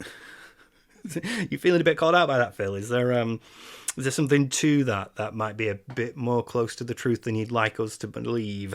I think there might be something to that. But on the other hand, I am quite glad he does, because it means I've got a lot of material to go and pull from. So, yeah, as aggravating as it is that he does milk his back from time to time, still, all these years later, it does sort of indicate to me more about his condition, because otherwise we wouldn't know about this stuff. We only know about this stuff because he can't help himself. He can't help spin a story and then lie and then repeat the lie and then forget an aspect of the lie and then add another aspect on that he doesn't realize contradicts another aspect that he's mentioned earlier. And so he gets into a more and more tangled web. Okay, and we're done with this. I can unplug that and I can close that. So anyway, yeah, those are all like the extant clips from my notes. Everything else I've sort of got elsewhere so that I can bring all that into the video about his back. There's a couple of points here that I might pull from as well now, because he's added a couple of more months onto his physiotherapy and things like that. So they're all going to go towards showing how the lie's changed and grown over time. That's sort of like the meta point of my video about his back. But ultimately the point is that he's lied about everything. So I'm questioning the extent and severity of his herniated disc in the first place.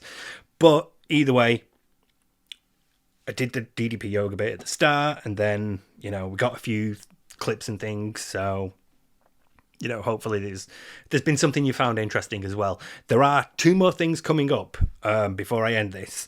There is one of the video clips that I used then went on to have an amazing meltdown about Derek in chat, and it's got nothing to do with his back, but it's fucking amazing. So I'm going to put it here afterwards. And then I'm also going to put Kingjad spending like 10 minutes trying to find that clip of him saying deherniated, because Kingjad stopped his bingo just to wind me up, and I have to acknowledge that level of commitment to annoy me. It's pretty good.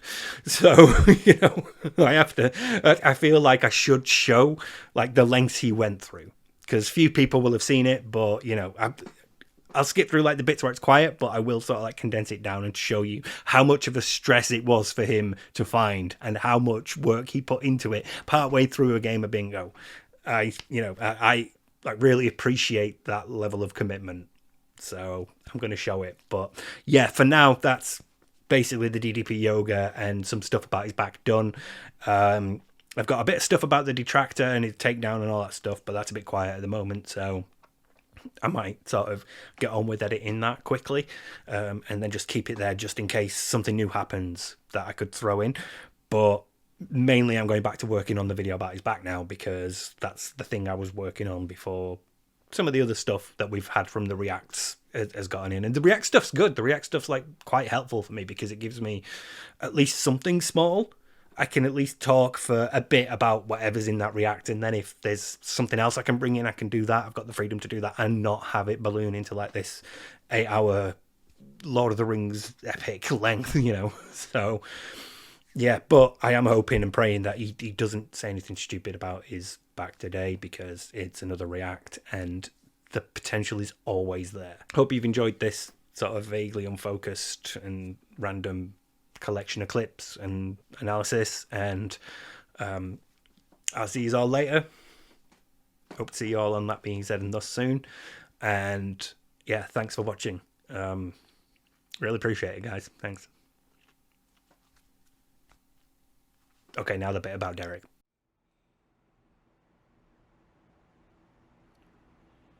Oh, really? This taco thing makes fun of Derek now? You guys are fucking losers. I mean, can I say this officially? If you make fun of any stream chatter, Derek or otherwise, you're a fucking loser. What is your life? You sit on a streamer's stream, you pick on someone who's in the chat? Like, how low can you be? Like, look at your own fucking life, you fucking loser. You're gonna sit there and make fun of someone online who you don't know, doesn't do anything to hurt you, just because it makes you feel better about yourself, right? You're the loser. You're way worse than anything that these people have ever done on the internet if all you do is sit around trying to make fun of them and bring them down. Like, what the fuck is your problem? Pathetic. You're low level life, and you should really think about improving your life and doing positive things with your life instead of trying to hurt others. And the thing is, you do this all the time, and I don't know what these memes mean, because I'm a positive streamer. I'm not focusing on your toxic shit, on your fucking restreams and your fucking Discord servers and your Reddit threads and your fucking nonsense. You're gross people. Really, every one of you who would make fun of someone like that, you're a disgusting individual, and you really should spruce it up. Take a look at yourself in the mirror and realize you're no fucking amazing paragon of existence on this planet either. You also have flaws. Maybe you should work on yourself and stop worrying about everyone else. Leave everyone the fuck alone and just fucking mind your own business, because it ain't gonna fly on my stream. If I see people getting harassed, you're just out of here, and I'm just not putting up with bullshit. I'm tired of this shit. People coming to my stream and this is gonna be your way to sneak diss someone and something. Fuck off. Really, grow up. The fuck's your problem? I'm 41 years old. I have no time for children on my stream who are going to be nasty to others. This is supposed to be a place where we're all having fun with games, we're enjoying ourselves companies, and not fucking being dicks to each other. You want to be a dick? There's 5 million other fucking streams where all they do is make fun of people constantly. They're toxic fucking cesspools of shit. Go swim in the shit toilet and get off my fucking stream.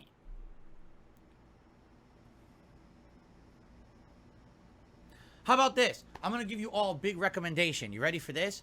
Leave Derek's name out of your fucking mouth.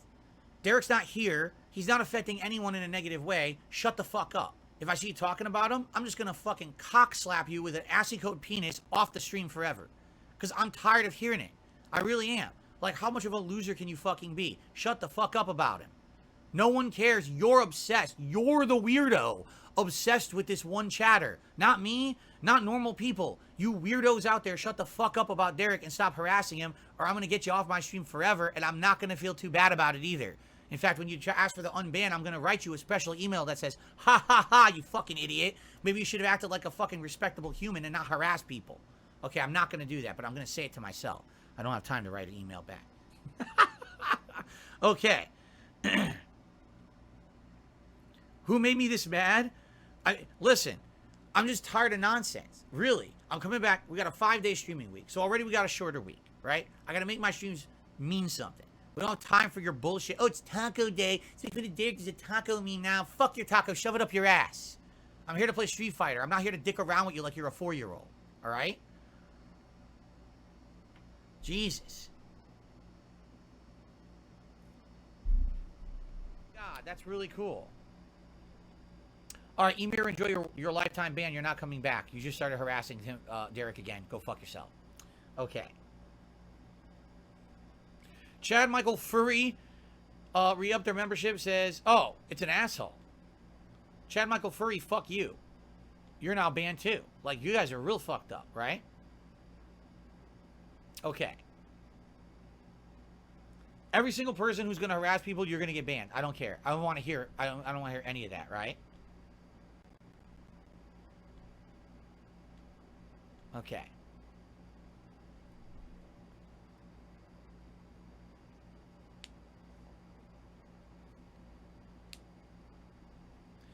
It's this simple. Either be nice to people or ignore them. That's the rule. on this stream, either be nice to people or ignore them. Don't be nasty to people, because that's not allowed. Sorry.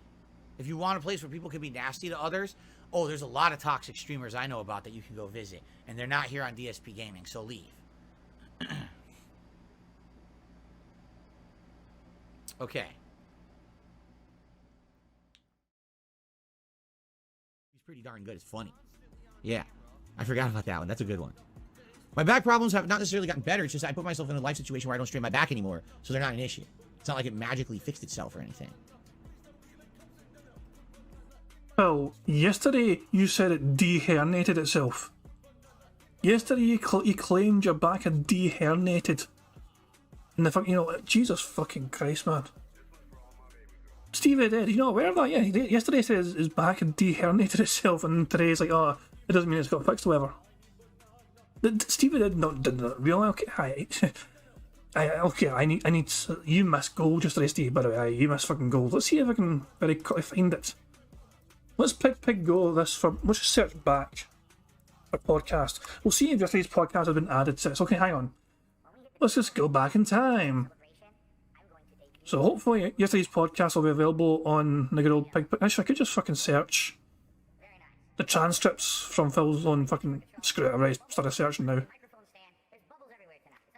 Oh, hurry the fuck up and search, you bastard. Come on, the fuck. Hurry up. Move it. There we fucking go. Yes, yesterday's one is, blah, blah, blah. He said back so many fucking times yesterday, this is the problem. I know, I've got a better one. Disc. Disc is going to be a far better one. God damn it. Fuck it. Screw it. I'll do plan B. Plan B. Really? I can't. Was it actually yesterday? I could have sworn it was yesterday when Phil said this. He was talking about his back. Look back at my past, blah blah blah, John Rambo, hold my hands. I'm genuinely fucking so confused. I'm sure it was yesterday. Hold on, let's just fucking see if I can find this fucking shit. Right, we'll go back to PigPigGo. People want to search a back problem. I'm sorry for derailing, but this was fucking incredible. I said, wait a second. Wait. Maybe it wasn't the podcast. Maybe it was his act, the King special. And maybe it wasn't. I don't know. Hold on. Back problem. January 16th. No, that's definitely not fucking right. God damn it. Hang on. Last ditch attempt. Nah, we got fucking nothing at all. How is this possible? I know for a fact Phil mentioned this. Okay. So, hang on. Just bear with me. Nothing for spine at all from yesterday's fucking podcast. Okay, bear with me, guys. Let me try one more thing. Spine. Anything for spine. Anything for back. Back in the day, do a marathon, McDonald's, charge back. I'm going to try one more fucking thing. Oh, here we go. Was it really that far back? On November 20th? Surely not. I feel like it's far more recent. Was this really a fucking week ago? It's like November 27th now. I could have sworn it was fucking yesterday. I could have sworn it was yesterday this fucking happened. There's no way it was a week ago. Time, my back hurts, blah blah blah, my back, I'm screwed, I can't get on, blah blah blah blah, but then he keeps answering fucking different questions. Okay, it wasn't that one. It was not that fucking stream. Okay, fuck it. One more fucking attempt at trying this shit. Last roll of the fucking dice. I am so annoyed at fucking trying to find this shit. I could have sworn it was fucking yesterday. Nah, fuck it.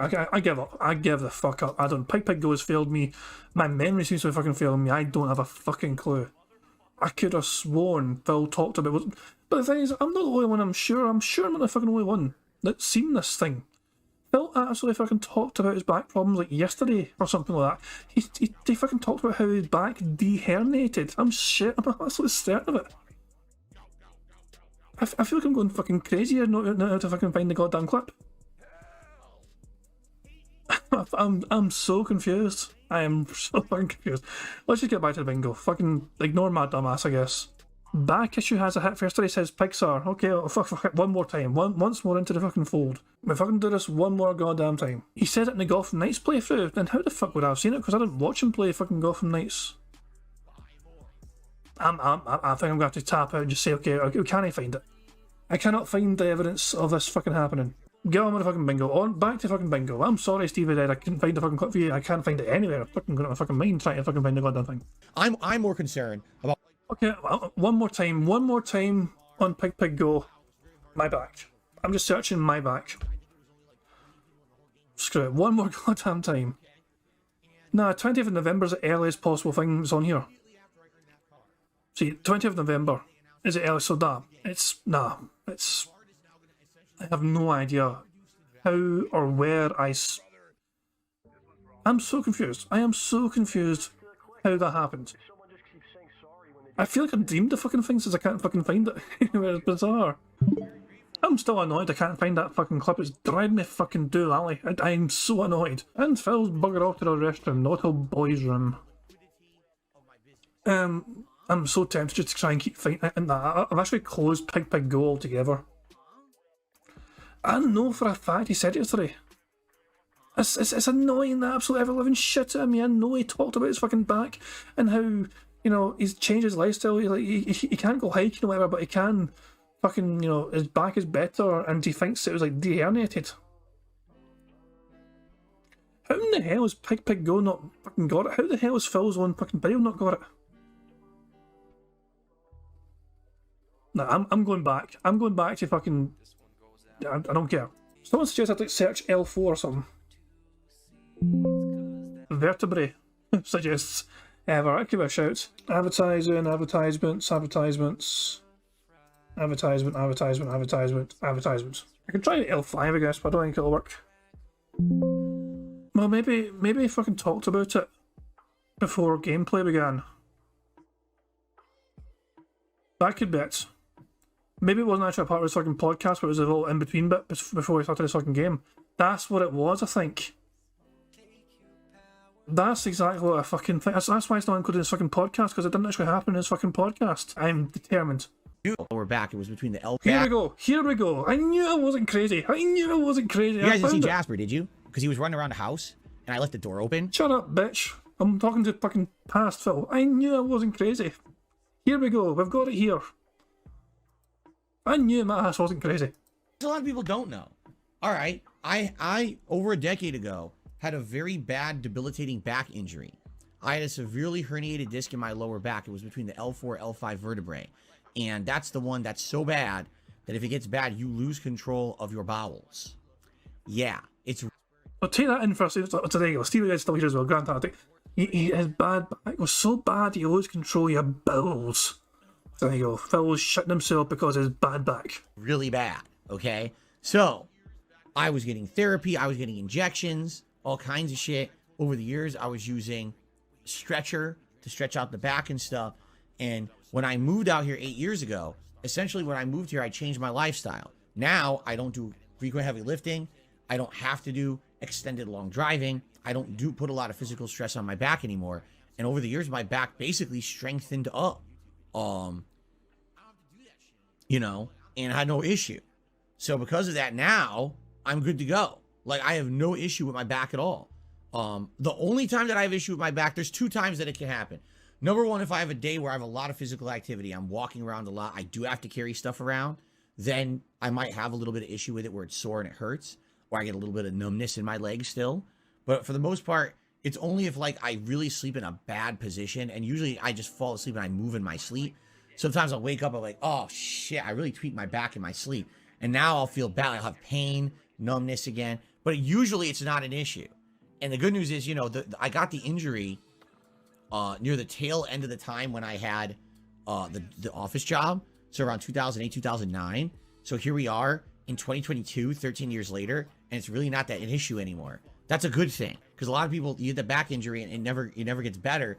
For me, because of the lifestyle changes I did and allowing myself to not have strain on my back, that disc must have, you know, deherniated basically. There it is. That disc must have deherniated basically because he turned into a lazy bastard that doesn't put so much stress on his fucking back anymore. There it fucking is. Deherniated. Yes, Stevie did. Deherniated.